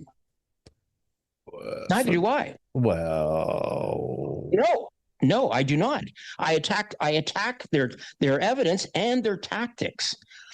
When somebody says something that's provably false, and you've conclusively proved that they're wrong, and then they keep pushing that, then that fact needs to be challenged. And I'm gonna relate this. Let me just relate this to this Shanksville thing, and that'll be the last thing I'll say about it. So you actually, I take my hat off to you, Gene, for doing the work you did on the Shanksville thing. Like, absolutely, because as I said, you and I did the same thing this week. We both saw through the problem in that video, and we both are talking about it. So fantastic. Now here's the test. If the person who made that video is behaving in an ethical way, they will take that simulation out of the video, or maybe take the whole video down. I don't know, but that's a good chunk of that video. There's very little else in it. So there's the test. If he leaves that video up forever and never touches it, that will tell you something. And I will make that point in the future if it remains unrepaired. And people will say, oh, you shouldn't criticize him personally. You should just disagree with the point made in the video. But you can't let people get away with stuff that is wrong and not fix it. You can't stop them either. So I think by me doing that little piece there, that's out there now. And people can weigh it. The audience is going to see it, and they'll make their own decisions. And I leave it up to the people to make their own decisions rather than to keep hammering this guy. There's no reason to keep hammering this guy. It's not, Gene, it's not about hammering the guy. You've proven that the video is false, right? Would you agree? You've conclusively That's proven. all that needs to be said. No, but it's not. My point is, if it isn't taken down, then that means it's a deliberate deception. Because otherwise, there's no excuse for not taking that out. There might be. Would you agree? There might be other. Would you agree with me? Not entirely, almost. I would say like 90%. I agree with you. There might be some other reason why, a personality defect or something. They just. I mean, I would say the same as Gene, like 90%. Yes, just because I've seen human nature at work, in being absolutely so convinced of something or so blind to something that they seriously cannot engage past a certain point, and there's just nothing to say. And it's not always because they intend to be deceptive. It's because they, like Gene said, they have their own whatever they're dealing with, right? Something, yeah. And it's not necessarily them being malicious. Generous, but the thing is, I cannot judge what's in another person's head or heart. Amen. And that's not what I'm saying. That's not what I'm saying. You know that you've shown that video is factually false. Correct. We got to establish that. Factually false. 100%. And if somebody continues to try to push, let's not forget he's pushing the official story of this part of the event. 100% of the official story, which is a whole issue in and of itself. Okay. So if he's presented with proof that his position is false, then his responsibility is to correct that. And if he doesn't correct it, you shouldn't be making excuses for, well, maybe he just has a personality thing. You should be saying he's got to make that change. That's and don't let him get away with it. I got one more, and sorry, this will be the last that I thump on you guys as much as I probably can. It reminded me of the story of Jesus walking up to the prostitute, and everybody was about to stone her. And he said, he who is without sin cast the first stone, and everybody dropped their stones. And he told her, go and sin no more. Now, if she continues to sin, that's between her and God. And if Ken, now being aware that there's something wrong with his video, continues to propagate it, that's between him and God. And it'll be telling. At the very least, it'll be telling. What I'm saying, yes, it'll be telling, and it's between more than him and God. It's between him and the rest of the people who have been fighting for a quarter of a century to expose the truth about this event. So those people need to say, "Hey, what you're working against our efforts." Point made. I got to move on. Thank you. Yeah. Fine. Thank you, sir. Magnus, what do you got? Oh, He's hey, got Gene and videos. Sandra, Yeah. thank you for all the great news. And I had a strange conversation on YouTube. I just commented a random Flight 93 video, and then just Ray from Netherlands just commented, and we had a discussion here. So I was saying that documents I have claims that Flight 93 might have been shot down or that there was a bomb on board. I don't have any evidence, but he claimed to me that it was A bomb. destroyed the ground level and destroyed by explosives. So we are arguing on that right now. Yeah. That's very funny. I'm not attacking him or anything. I'm just saying I don't have evidence, but I have documents that most likely we should call for an investigation. Yes, and I just want to add one thing One to more that to thing. clarify what Ray's position is, that there was a bomb on board. But that's that. Okay. Did you have some videos, brother? Yeah, Ray I thinks have there were 2 bombs videos everywhere. before the chat is getting too large. Yeah, I see one. I had seen it. Here we go. 52 seconds and then a minute and 38 after 1 that. minute and 30. 1 minute and 38 seconds after that. All right, let's do this. Let's go to Thank 50, you. 52 seconds. Here we Yeah, go. we need to see a few seconds of this. This is a lot of smoke in front of building 7. Oh, now my video is all freezing. Is it going? Oh no, he is freezing it. The guy who's No, the World making the Financial Center's videos got here. a rib design, so you actually have a 2x2 Look at space. this where you smoke. can actually- Prudent to just focus on the rescue efforts today, and also to ask ourselves, you know, how did this happen, and kind of break down the operation. It's the audio skipping out, not me. Yeah. That's the video. And then you say go to 138. 138. Breeze start to fall down. I was so close to the building that I couldn't run away from the building, so I actually had to run towards it. Yeah, I think what you were seeing Run is away this, from the building, so I this actually had to run dust towards cloud it. And I saw actually started- appearing on the saw right side of debris World start to Trade fall Center down. I was 7. so close to the building that I couldn't run away Pretty from the building, so I prominent actually out had of to run nowhere. towards it. Yeah. Okay, thank you. I just needed to confirm what that could have been. Yep. Definitely something else started some type of dust cloud, smoke cloud. What was Did the we already- timing on that? Was that immediately before the collapse? Yeah, I'll let it play a little bit longer. Yeah. This east penthouse hadn't yet collapsed yet. Let's see here. Breeze start to fall down. I was so close to the building There's that I the couldn't run away cloud. from the East building, so I actually penthouse had to is run still towards up. it. Oh, and it skipped to a different video. If you know, the World Financial Center's got a rib design, so you actually have a 2x2 space where you can actually... Prudent to just focus on the No, it rescue skips efforts around too today, much. and also to ask ourselves. I'll Is there have to any find- way to correlate what the timing of that squib or whatever it is? Magnus, can you try to do that? That's really important. I haven't seen that either. From Daniel I Please. understand. About 50 planes. We will try to find. I'll reach out to Daniel Please because I know him and see if he can get the original video or find the original video of this, so we can find out the timing of when that was in relation to when the building came down. Not that it matters. It's an explosion sometime before it came down. That's pretty good evidence. Thanks, Magnus. Yes. Cool. Sorry, Richard Gage. I have stepped on my glasses, so I have trouble in reading and writing emails. Oh, Get new glasses there, brother, hopefully. Yeah, I'm waiting for them right now. There. That's funny. I had one more from the North Tower. One more from the North Tower. Here we go. 15 seconds. Here we go. All right, here we go again. Here we go again. I don't know what's going on, but the second building is collapsing, I believe.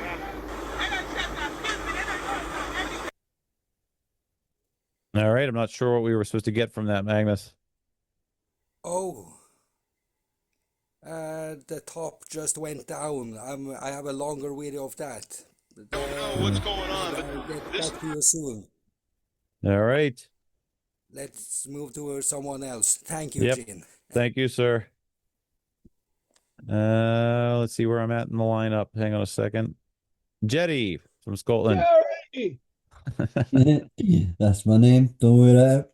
The ITN News have some footage of the Building 7 thing where you can see a plume of smoke coming from the front of it. It's ITN News. I was looking for it last week and I couldn't find it, but it's got to be out there somewhere.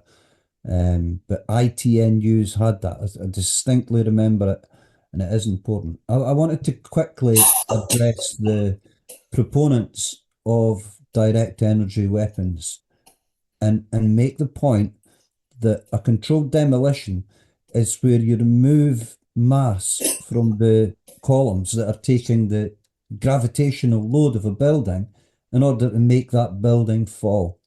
And whether you do that with thermitic material, with C4 explosive, or with a direct energy weapon, or with a jammed donut, it is a controlled demolition. Yes. For them to say that a direct energy weapon causing a building to collapse is somehow in opposition to somebody else saying this is a controlled demolition betrays not a misunderstanding of what a controlled demolition is, but I think it betrays an agenda there that is unhealthy. And in the extreme, where you can look at that hypothesis of direct energy weapons and say, okay, you agree that the building was brought down in the same way as we do, but you just disagree on the means of it. In order to set themselves up as saying, no, this isn't a controlled demolition, it's direct energy weapons. It's ludicrous, because that is a controlled demolition. It's removal of mass from the columns that are bearing the gravitational load of the building to the point where the building's going to fall, but because it gets past it's the load on the remaining columns exceed the capacity of those columns.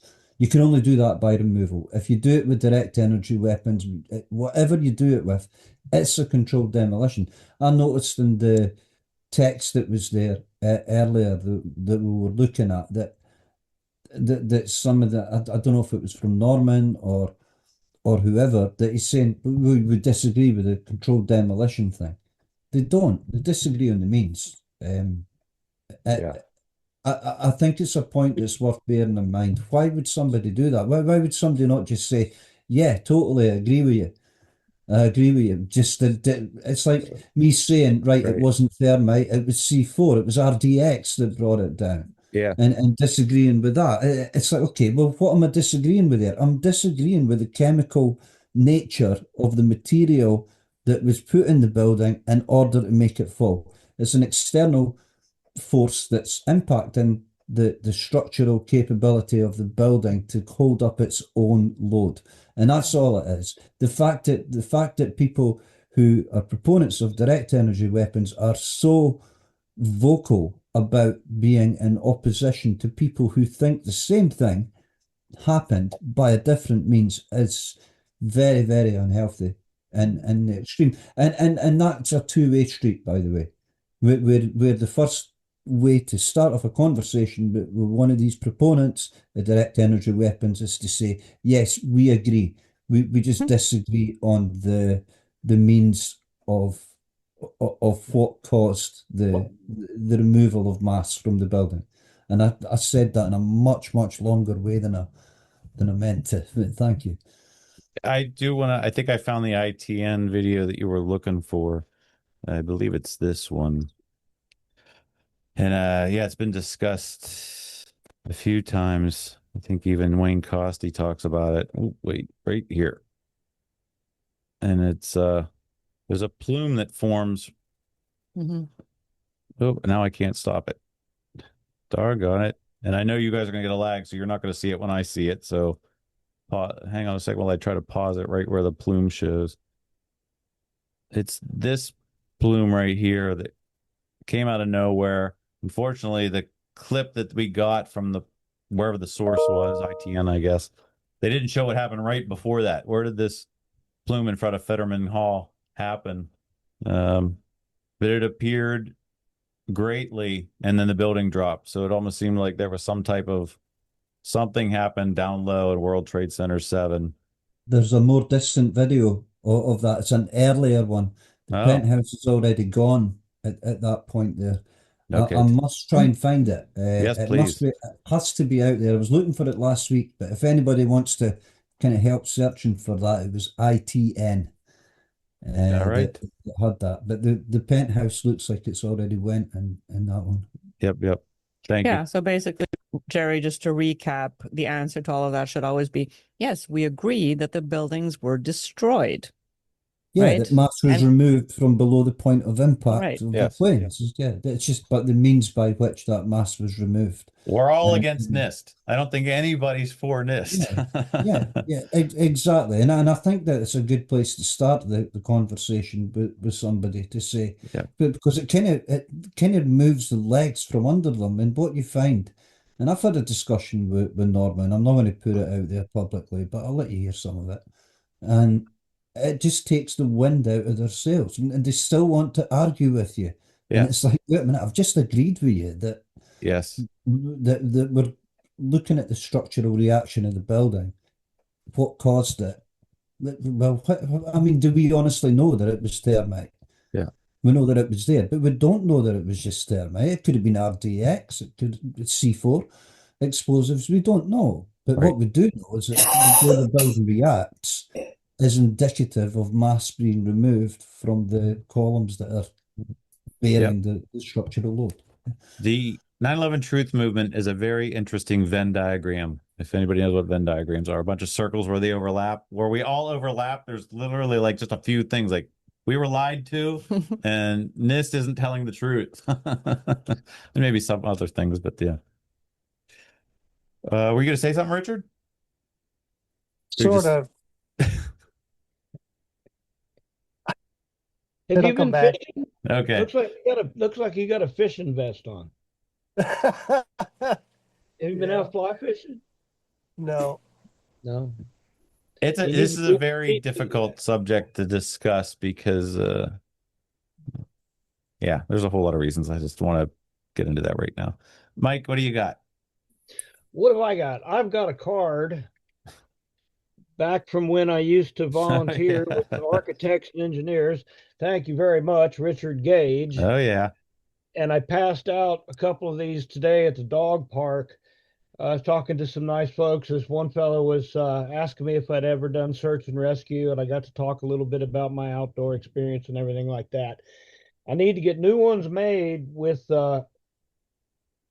email account that I'm using now. I haven't been volunteering for a long time, and I was trying to keep the AE email separate from everything else.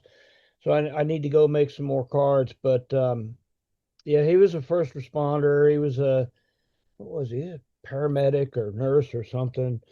And I think it's important to reach out to those kinds of folks. The people that are out there riding the ambulance, manning the emergency room, they can relate to this stuff. Yeah. So that's all. Thank you. I've just started. I keep a box of business cards behind my truck, and anytime I go to a gas pump, I've talked about this many times, just throw one in where the credit card went, so that when somebody gets it, just to show you. Just a quick question: is there no risk that the machine's gonna suck it in? And no. All right. So Sandra came up with this design up at the top, and I have some of these so that the orange hangs out and people see. Did you know a third tower fell on 9/11? And you could pick double-sided. I don't sell cards. Somebody has said that, oh, you guys just sell cards and make money off a card. No, I don't. You go to bargainbasementprinting.com, you tell it what you want the front and the back to look like, and you can get 500 of these cards for $20 roughly. And those are just a couple of templates basically that you can use if you want, and they're specific to the dimensions that are proper to a business and card. If you want to make your own and do your own, I feel strong. Go for it, because this is just a great way. You leave these anywhere. Leave them on after you give a tip to somebody at a restaurant, you leave them in the bathroom, on the urinal in the back. I leave them everywhere, but I just started starting to put these in so a good idea with the business cards there, Mike. Thank you for that. Yeah, they're real cheap to make.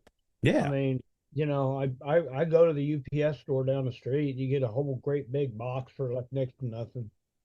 These are little pebbles. You cast little pebbles and they make big ripples. So, all right. Thank you. Susie. Hi, everyone.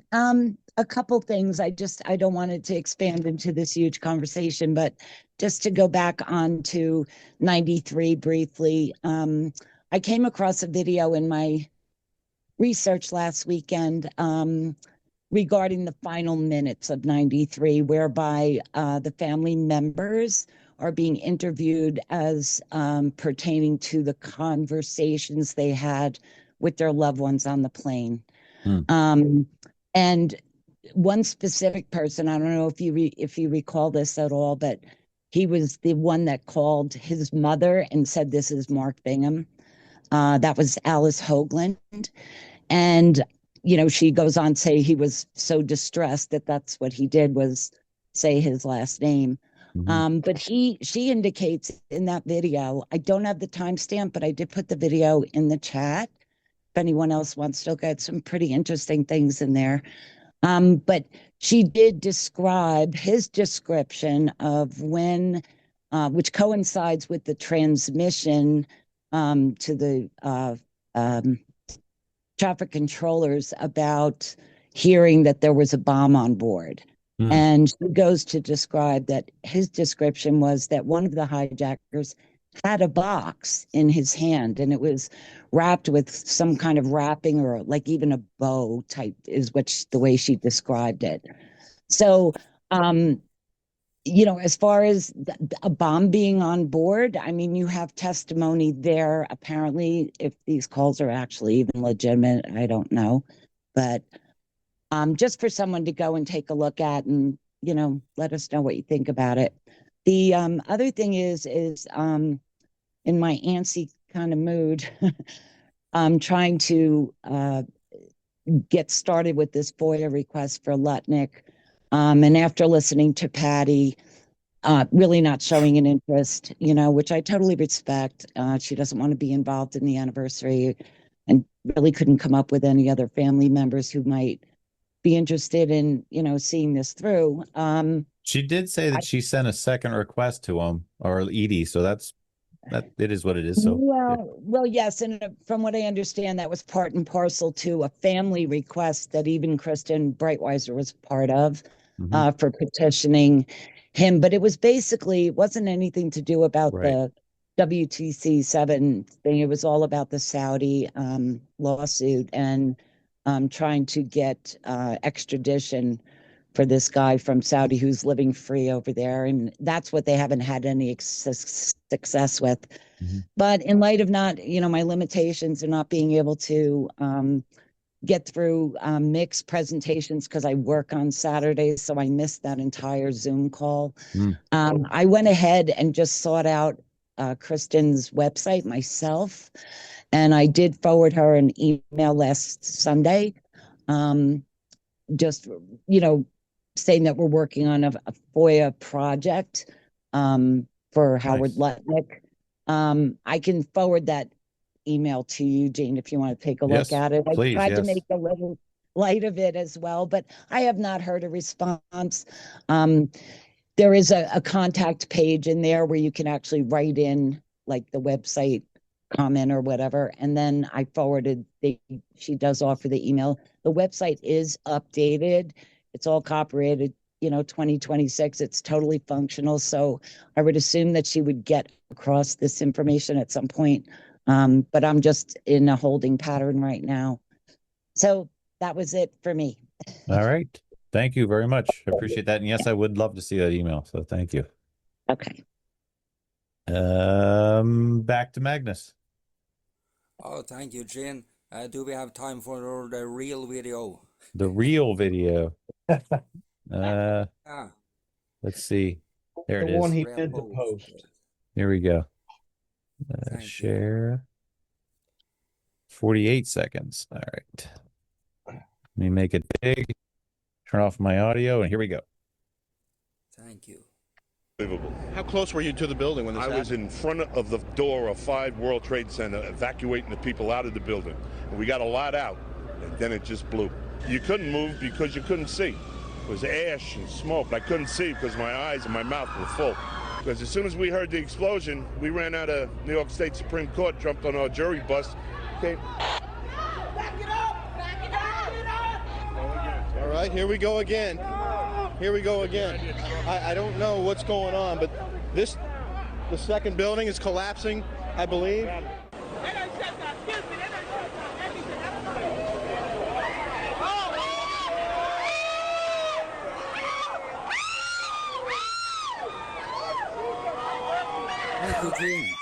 Yep. Thank you, Magnus. All right. Magnus in the videos. Thank you. Back to Jack. Yes, I'm repeating myself, but it'll only be for about 15 seconds. Okay. As a veteran who's been up at the front lines, I can tell you that the military will use any weapon they can to not get killed or to win. And they keep talking about D-Day, where we used all kinds of tricks like inflatable tanks and sent to Norway, and 1 million pounds of potatoes sent to Norway that then we recalled and sent to a different place to keep the Germans fooled.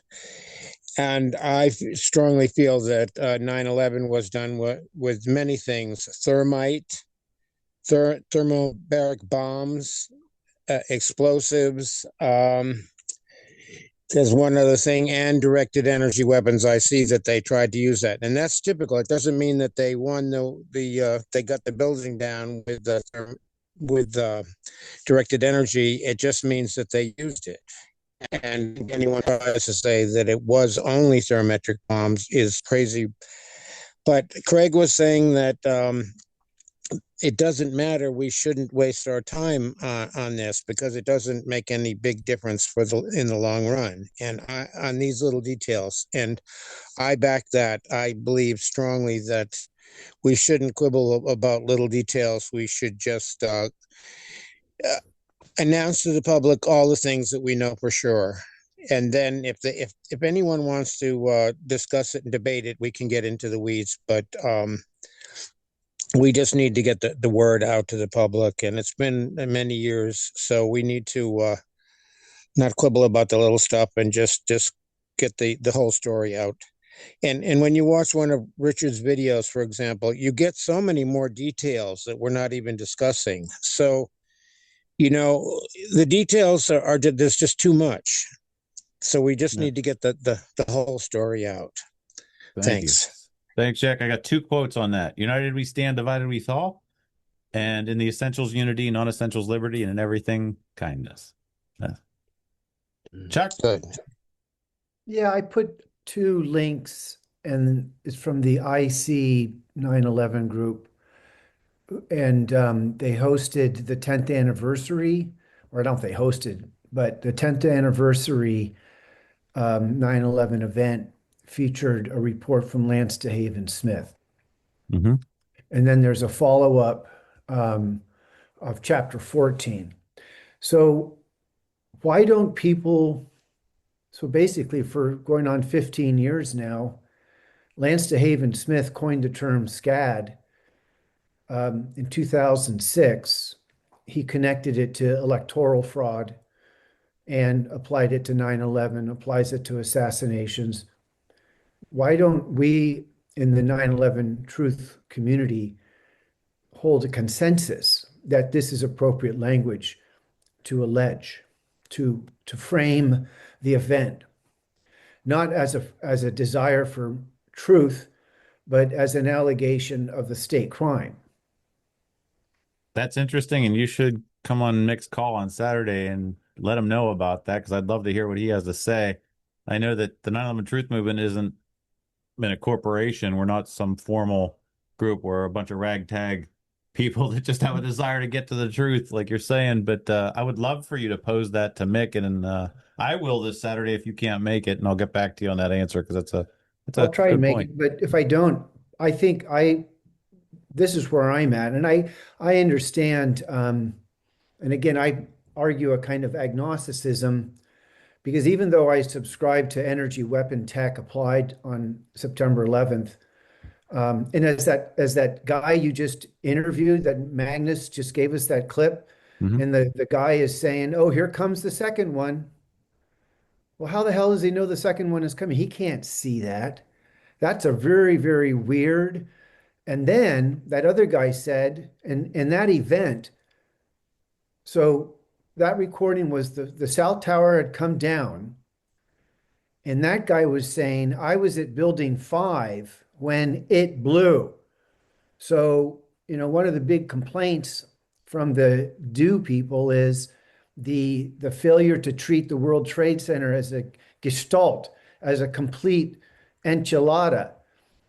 Everything was impacted, and the little St. Nick Church and that Deutsche building, that German, whatever, that Barclays or whatever it's called. So, I agree that when people become categorical and insist, absolutely, I know the truth, and people on this call say that. I hear it. Go to the videos, and they'll tell you this is what's happening. Boom, boom, boom, boom. Yeah, we all do that. I know. Everybody's done that. I know, but we haven't had the definitive forensic exam. We're all speculating from evidence, and that's all I want to say. But where I'm prepared, and I'm going to go to the TAP board and see if they would agree. And I don't know if the TAP board would agree with this. They may not agree that calling the September 11th event a state crime. They might say, oh, we don't have enough evidence for that. Oh, we don't know who really did it. Oh, blah, blah, blah. Well, I'm so beyond some of this. And I'll close with this. When we weigh evidence, if you're going to go for the criminal conviction, the scales need to tilt 2/3 down into beyond a reasonable doubt. Beyond a doubt, evidence shows we're going to hang you because you committed murder, whatever. But to get a civil judgment against someone, you only need 51% of the evidence to tilt into civil judgment for the jury to draw their conclusions. To get a probable cause, you in fact only need to show 45% of the evidence suggests there's a crime. So in terms of the covering up, all the lying, all of the lying, all of the failure to do the right thing, whether it's FBI to investigate the crime scene, they didn't investigate it. They turned it over to FEMA, and they just covered it up. So Lance DeHaven Smith, in his lecture to the IC, I think is the thing that the truth movement should return to, and then elevate that stance in the 25th anniversary. We can ask for our investigations, but I think we need to lead with a strong assertion of allegation of state crime, and then let that fry some brain cells, let people freak out a little bit, but let them know that we are so beyond the kind of the wondering of what really happened that we're bearing witness to a state crime. So that's where I'm at. Hey, I'm going to just say peace out, everyone. I'll be hanging here and listening, but have a great week, and thanks for sharing, Gene. Thank you, Chuck. I just asked Sandra, wasn't that one of the names that came up for a possible speaker at the 26th anniversary? And she's like, he died. I'm like, oh, okay, then I guess not. All right, but Lance DeHaven Smith is deceased. Is that true? I didn't know that. That's what. Yeah. Okay, that's sad. Yeah, he is. I'm glad. Okay. Quick comment on Chuck's. Yeah, point. Craig, if that's all right. Yeah. Chuck, I at first I said, yeah, how did he know he couldn't see? But we have 100 or more witnesses of explosions from first responders in the South Tower before many of them before it went down. So my guess is that reporter was hearing what those explosions as the first responders did, and that's how he then deduced that the second one was coming down. Maybe there was some word that the second one might come down that he used for his deduction, but I think the triggering event was undoubtedly those explosions that were picked up also by seismic equipment, as well as tripod-mounted cameras, which shook 6 and 10 seconds, or in the case of the South Tower, 3 seconds before the tower went down. I want to add to that too, real quick. I interviewed a guy named Elvin Rodriguez that felt the ground rumble before the building started to come down. Let me share this with you Oh, I guys. need that interview for crime scene for the courtroom. Here, listen to what he says here. 47 seconds. Before the buildings fell, the South Tower fell first. I'm standing right in front of the South Tower, and the sidewalk shook. Everyone looked at each other. No one said a word. Everything went from like chaos to quietness. See the firemen start running out the building after the sidewalk shook, and approximately maybe like 25, 30 seconds later, it collapsed, and the dust cloud chased me down full 25 seconds and consumed me. Now he might get his timing off, but at some point in time before the tower collapsed, he felt the ground sidewalk shake, and they all took off. That's amazing. I got to. Can you put that in the show notes? Yeah, I'll do that. Maybe even, I don't know if it'll let me. I don't know how big the file is. I'll try to drag it into chat. 92 meg. We'll see if it allows me Or to send a link later, maybe. Yeah. Well, That's awesome. It's sending it. You're going to be chat. in crime scene to courtroom. You're going to be famous, Gene. Woo! No, I don't want that. Thank you, though. Well, at least your bottom lip will. Yeah, my bottom lip will be famous. Yeah, that's funny.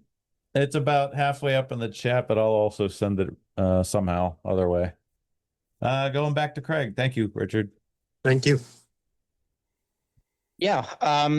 This could also be my sort of once around the room thing too. Are we there yet? Let me see. Is it 6:30? Well, whenever you want. Oh, it's almost 7. Yeah, this will be the round the room. Yeah, thank you. Okay, so that's fine for me. I want to just make a little announcement. Well, maybe it's a bit more of a teaser, but it's also sort of an announcement.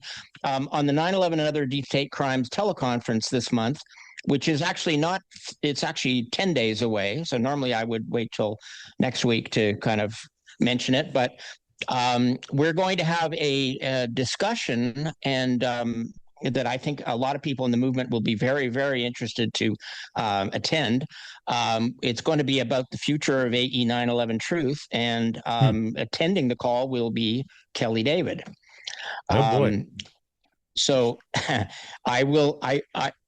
am very much looking forward to it, and I think there will be a lot of very interesting things said that night, and there may even be more than just her there. But I'm not going to say more than that. I'll tell you that next week.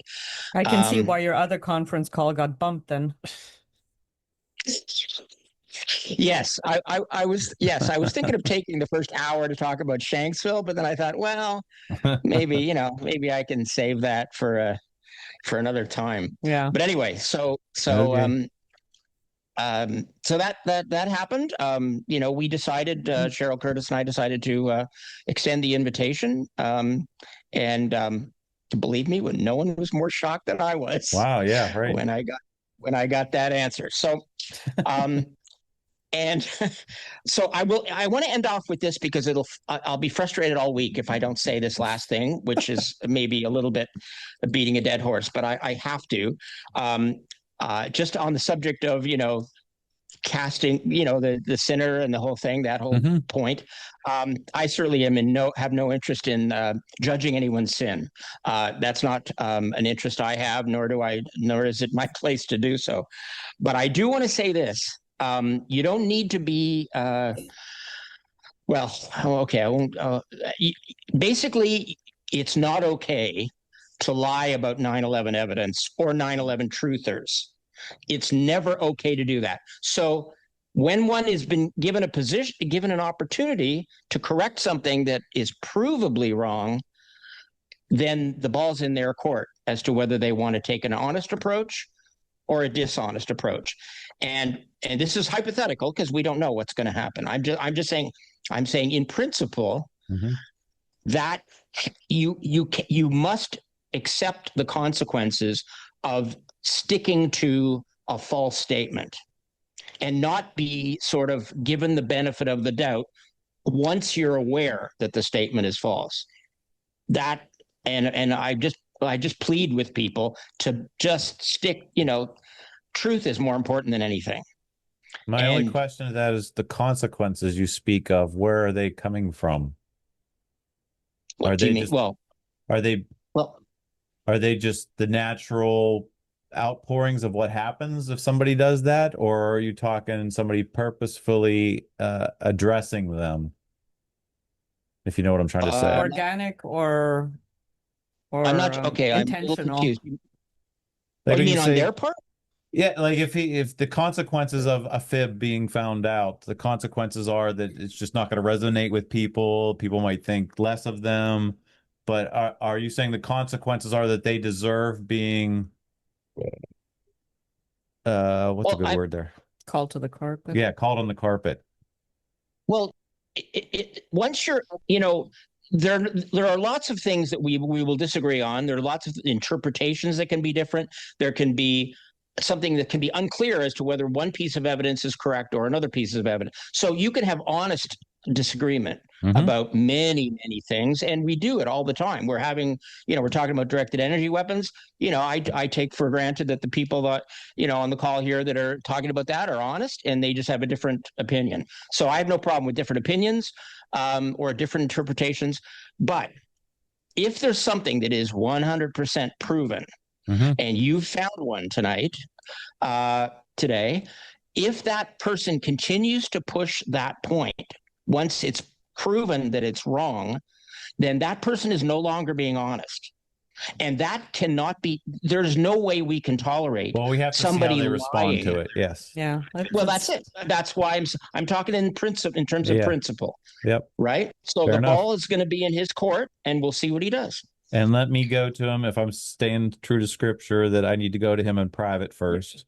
You could address it with him directly, yeah, honestly. so That would be the I'll best way send to him go. an email or give him a call, and I'll let you guys know before anybody starts lynching him. All right. Well, thank you. Is that all? Yeah, that's good. Thanks. Thank you. Richard, you still had your hand up. Do you have something else, or we'll just go to you next? No, I forgot to take it down. Thank you. So that's it. And thanks everybody. And thanks Gene and Sandra particularly for hosting us. Trying our best. Thank you. Thank you. You're continuing to work on crime scene to courtroom. Yeah.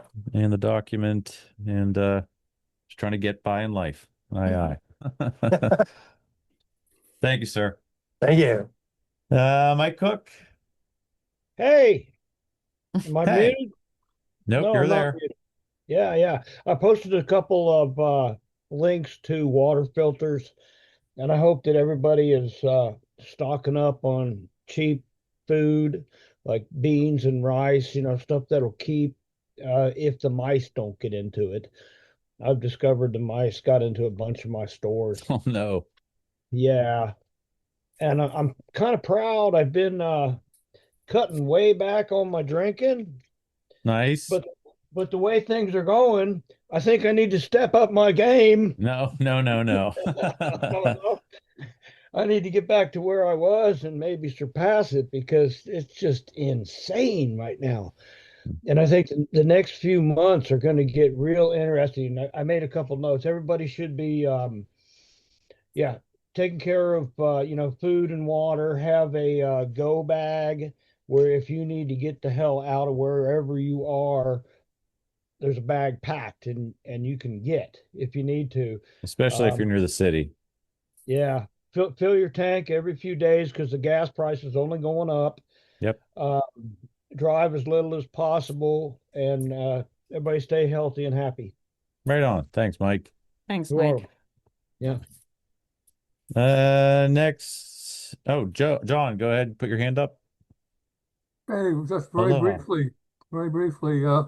Yesterday I got to see an amazing new documentary that everybody should see by Abby Martin called Earth's Greatest Enemy. It is phenomenal. It's about 2 hours long. It's about the military's contamination of the Earth in great detail. And it's even those of us that are aware of it, it's quite shocking. And then the sort of the ending with, people are waking up, people are not tolerating it, and trying to find a way to somehow defeat the thing. But it's basically it's the whole system. I mean, everything is connected. There it is. Okay, good. That's exactly it. And Nice. And Chuck, by the way, it's going to be shown in Eugene, Oregon, very soon. This week, I believe. This week. So hopefully you can get to see it. That's it. All right. Thank you. Yeah, it's at, if anybody wants to check it out, earthsgreatestenemy.com. All right. Thanks, John. Aloha, Mr. Maine. Aloha, yes.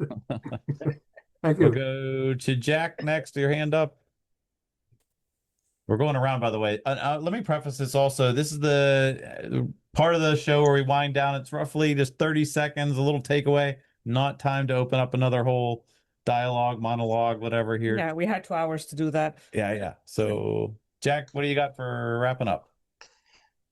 Well, I have that I agree 100% with what John Olson just said. I was in the Marines and would drive through villages in our convoys of trucks, and some guys would run over kids intentionally. So there's this very bad, and people say, "Oh, American boys are going off to fight." You know all these stories, and there's a lot of bad people in them too, and people need to. We need to stop that shit. But we left a lot of kids over when we drove villages in, just like the Israelis are doing now. And the other thing is that, just referring to Kelly David, I knew Netanyahu. I didn't know him. I talked to him twice at MIT, and I was also married to a Khazar. They're the people. Everybody we suspect is from the tribe called Khazars from around Ukraine. And they're the most charming people. I mean, Netanyahu could actually charm your clothes off. He's just incredibly charming in person. And so I just want to put that out to everybody. All right. Thank you, Jack. Thanks. My brother Curtis, anything for the group wrapping up? Yeah, not on here. I'll talk to you about it later. Aye. Thank you, sir. Diana.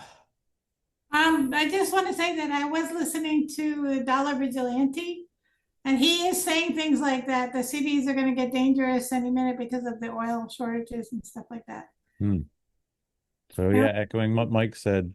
Yeah, exactly. Yeah. Thank you, Diana. Brian? Nope. Good to see you, sir. Sweet Jane. Yeah. Oh, hi. I in my mid-80s now, I am viewing myself realistically as more of an armchair activist, to take off on the armchair philosopher. Don't know who coined that originally, but I am finding I find so much value in however much disagreement and heatedness we may have about how to approach people and what's evidence and how to interpret it. It's all a grist for the mill. And I love that we are willing to open our minds and hearts to this whole process, how difficult it can be. And we have different goals. I mean, whether to hold people accountable or to find out the specific mechanisms of the collapses. It's all okay. And I guess one of the things I did watch, I don't know if Chuck is still here, but he hosted an interview, I think he is, with Bob Grenier, who has an even more exotic level of technology that he claims accounts for both directed energy weapons mechanisms and nanothermite. I don't know. It's beyond despite my scientific lineage with a famous physicist grandfather. I'm still interested in that, but I can't grasp all of the details. Anyway, I'm just very appreciative that there's so many levels, rich levels of all of this debate. So yeah. Thank you, Jane. We're still just asking questions. So yeah. Thank you for contributing to adding to the elevation of that level. Thank you. Right. Thank you, Sandra. Thank you. Mr. Norway, Magnus, anything for the group wrapping up? Yeah, just go to 911c2c.org to watch 9/11 crimes in the courtroom and support their work, and have a great week, and see you next time, I hope. And the news you have there, Gene, is just amazing. I don't know how you're doing it. Thank you.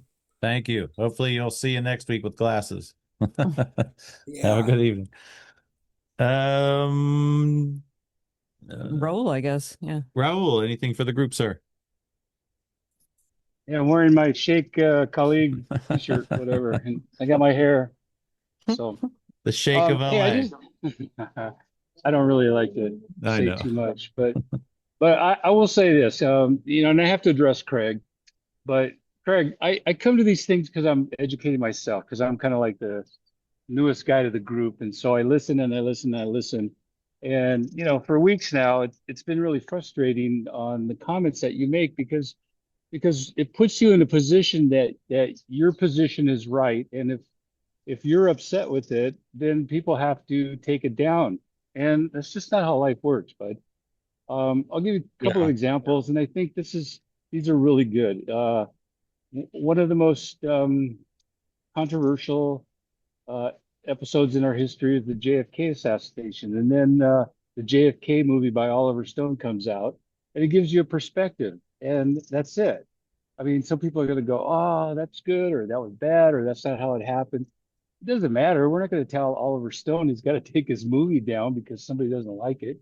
You just listen to it, and whatever information that resonates with you will resonate, and the stuff that you don't won't. Or you've already developed relationships with certain people that you trust, you have like minds, and if they say, "Hey, JFK is a really good movie, it's pretty accurate," then you're going to take that perspective. If they go, "Oh, it's a bunch of Hollywood and bullshit," then maybe you'll take that perspective. But really, it's just influence, and nobody's going to you're not going to tell anybody really how to feel. They're going to make up their own minds.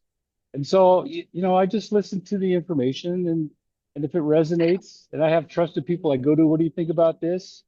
If they think it's good, I'll probably lean that way. But I'm not going to hold people accountable for having different views. I'm a textbook writer, and I've had lots of people not agree with my firefighting, and that's fine. But they don't make me take my book off the market. Or when you go to a fire conference, it's really funny with fire department. If it's an EMS subject, first aid, right? Nobody gets upset. EMS, because it's not exciting, it's not heroic. It's EMS, But when you talk about firefighting strategy and tactics, oh my gosh, all the fangs come out, and the fights very similar to this.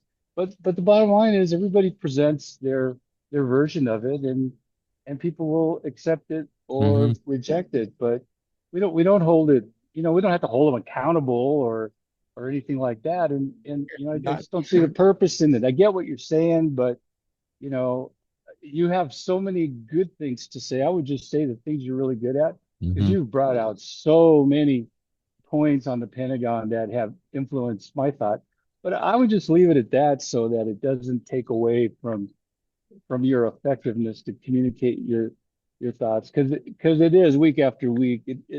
It's frustrating to have these discussions, and as an observer and as a learner of all this, I just want to hear the information, and I'm going to move forward with it. So thank you, Raul. anyway, and I don't want to make this that's a dialogue. So Craig, I just want to get through the going around the room here. Thank you, Raul. Next was Al Magaletta. Anything for the group wrapping up? If you're still there, Al, I know you are. There he is. Yeah, I just listening to everything, and it was a wonderful show. And what I'd like to leave with is there's no better time to push 9/11 than right now, because so many people are in shock, and they're out there on the streets. We're all thinking, what the hell's going on?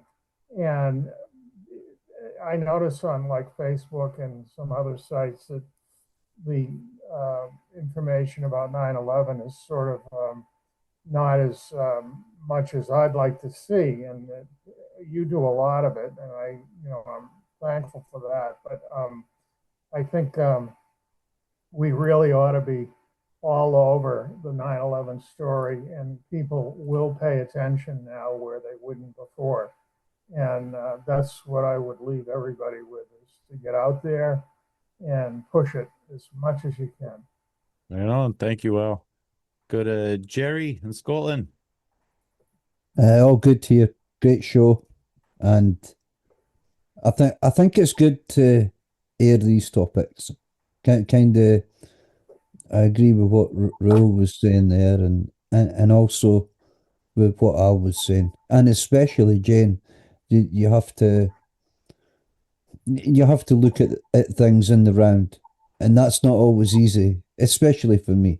For me, I would just talk about the North Tower now and nothing else, and that suits me. It doesn't suit. It's horses for courses, and I think we have to be cognizant of that. But great show, great group of people. Yep. Thank you, Jerry. We all find an inclination of what interests us the most and how we want to do it, methods, and what we find interesting. It's different for everybody. Thank Jerry. you all. Thank you. Susan, Boston. There we go. Yeah. So yesterday, Chris Berger and I got up before dawn.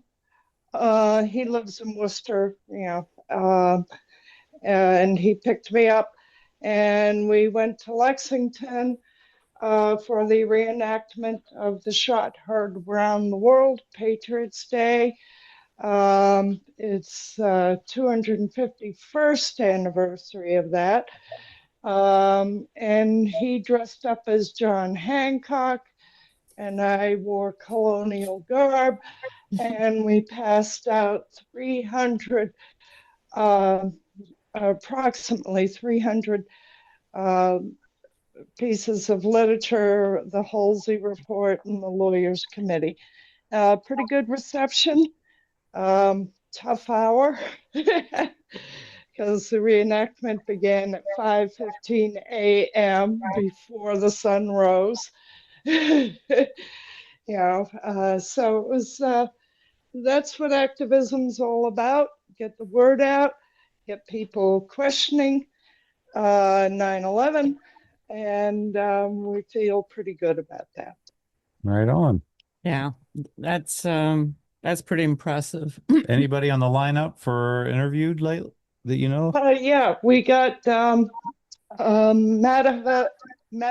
Steady for May, and Richard Kreshnick for June, and Cynthia McKinney has agreed, but we haven't locked in a date yet.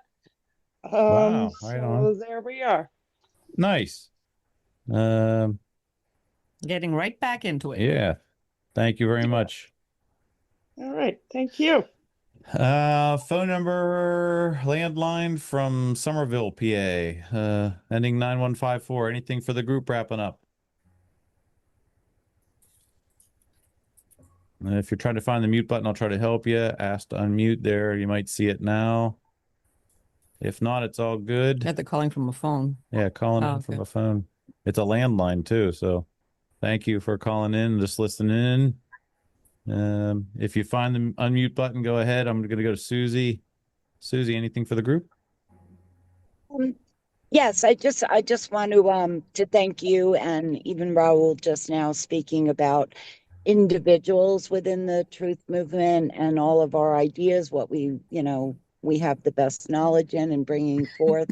However, you need to keep in mind that institutionally, we're fighting against what that story is, or else we wouldn't have requested a correction for those records. So in the same hand, it's kind of a paradox that I'm seeing, because you do want to not suppress other people's ideas or theories or things like that. I think all should be considered. But then again, here we are making that stance against NIST and, the institution and the government.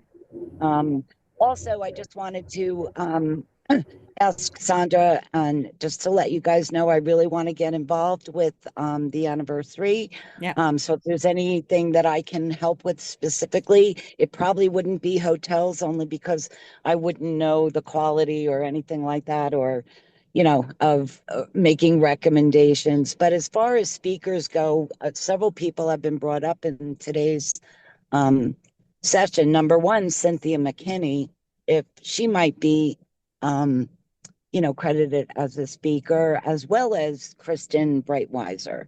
I don't know if those are people that you might. We can talk tomorrow if you want. We have a list of 73 potentials, I think.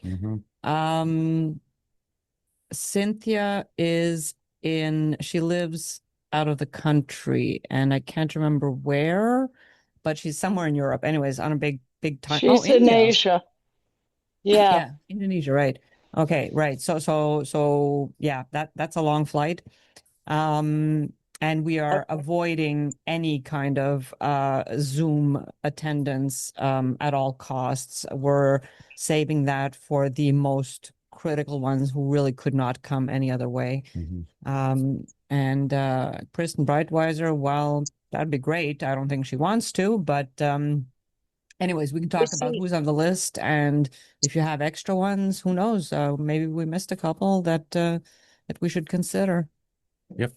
Okay, so are you really looking for speakers from all spectrums, or specifically with regard we'll talk about that tomorrow. I'm going to break down the way the calendar is supposed to work and what we're looking to do, so it'll be easier just one-on-one. Yep. Thank you, Okay, Susie. great. Thank you. Bye. Go to Carl. Anything for the group, Carl? Yes, I was just trying to upload. In fact, hold on. I'm going to put something in chat very quickly for you. Except, well, while you're doing that, I'll try the 814 number again. If you're there, if you want to speak, you're welcome to speak. If not, all good. If I don't hear anything, we'll just wait for Carl. All right. Okay, yeah. If you Oliver Stone recently posted on X trying to explain away why he had not touched on the JFK Israel issues in his film JFK, and whether that mattered or not. And for Raul, are you still on the call? Yes. And I told the Congress. Yeah, well, if you can watch the first few minutes of this video, I personally questioned Oliver Stone because his film JFK was produced by one of the most consequential Israeli spies of the last 50 years. And whether Stone wittingly or not, he functioned as an amazing tool in the perpetuation of confusion about circumstantial evidence pointing towards. Carl, it was just an example. He was just talking about an example. Please don't cut me off. Please don't cut me off. No, Oliver Stone, the movie JFK caused Congress to pass legislation creating the Assassination Records Review Board, which was responsible for consolidating all records throughout the government pertaining to Kennedy's assassination to make sure that they wouldn't disappear. And having been to many JFK conferences, I've questioned someone who worked on the staff of the ARRB about the man who he worked for, named David Marwell, director of the ARRB. I asked 30 seconds, Carl. You're supposed to keep this to 30 seconds, not open another dialogue. Can you please wrap it up? I asked Douglas Horn if David Marwell, if it were within his power in that function to have deep sixed anything pointing to Israel, whether he would have done it. And he said yes. And Marwell's position after the ARRB was director of the Holocaust Memorial in D.C. So connected to that community. If you could play the first 2 minutes of this video. I will not do that. It's supposed to be a 30-second wrap up. I thank you so much for your insights. Thank you. Thank you. All right. I think we got everybody in the room. Sandra, anything for the group? I'd like to say something before you're gone, though. I'd like to respond to what Raul said. Please. Okay. 20 seconds. Well, you let me know. I just wanted to say, to be very clear, Raul, I think you mischaracterized what I was saying today. I was not saying that somebody with a different view should remove their evidence, and it was not something I'm upset with. It's something that is provably factually false. And that doesn't assume that somebody did it dishonestly. It just says, well, now that you know that it's incorrect, then what are you going to do about it? And if the person doesn't do anything about it and keeps the false information up, then that becomes a false, like, that's deliberate falsehood. Mm-hmm. That's all I was saying. I'm not saying people should jump because I'm upset or I disagree with them. Okay, very, right. Very different. Yeah. Thank you very much. Thank you. Thank you, everybody, for being here. Have a good evening and a great week, and let's talk next time. Next Sunday. Gentlemen, you can't fight in here. This is the war room.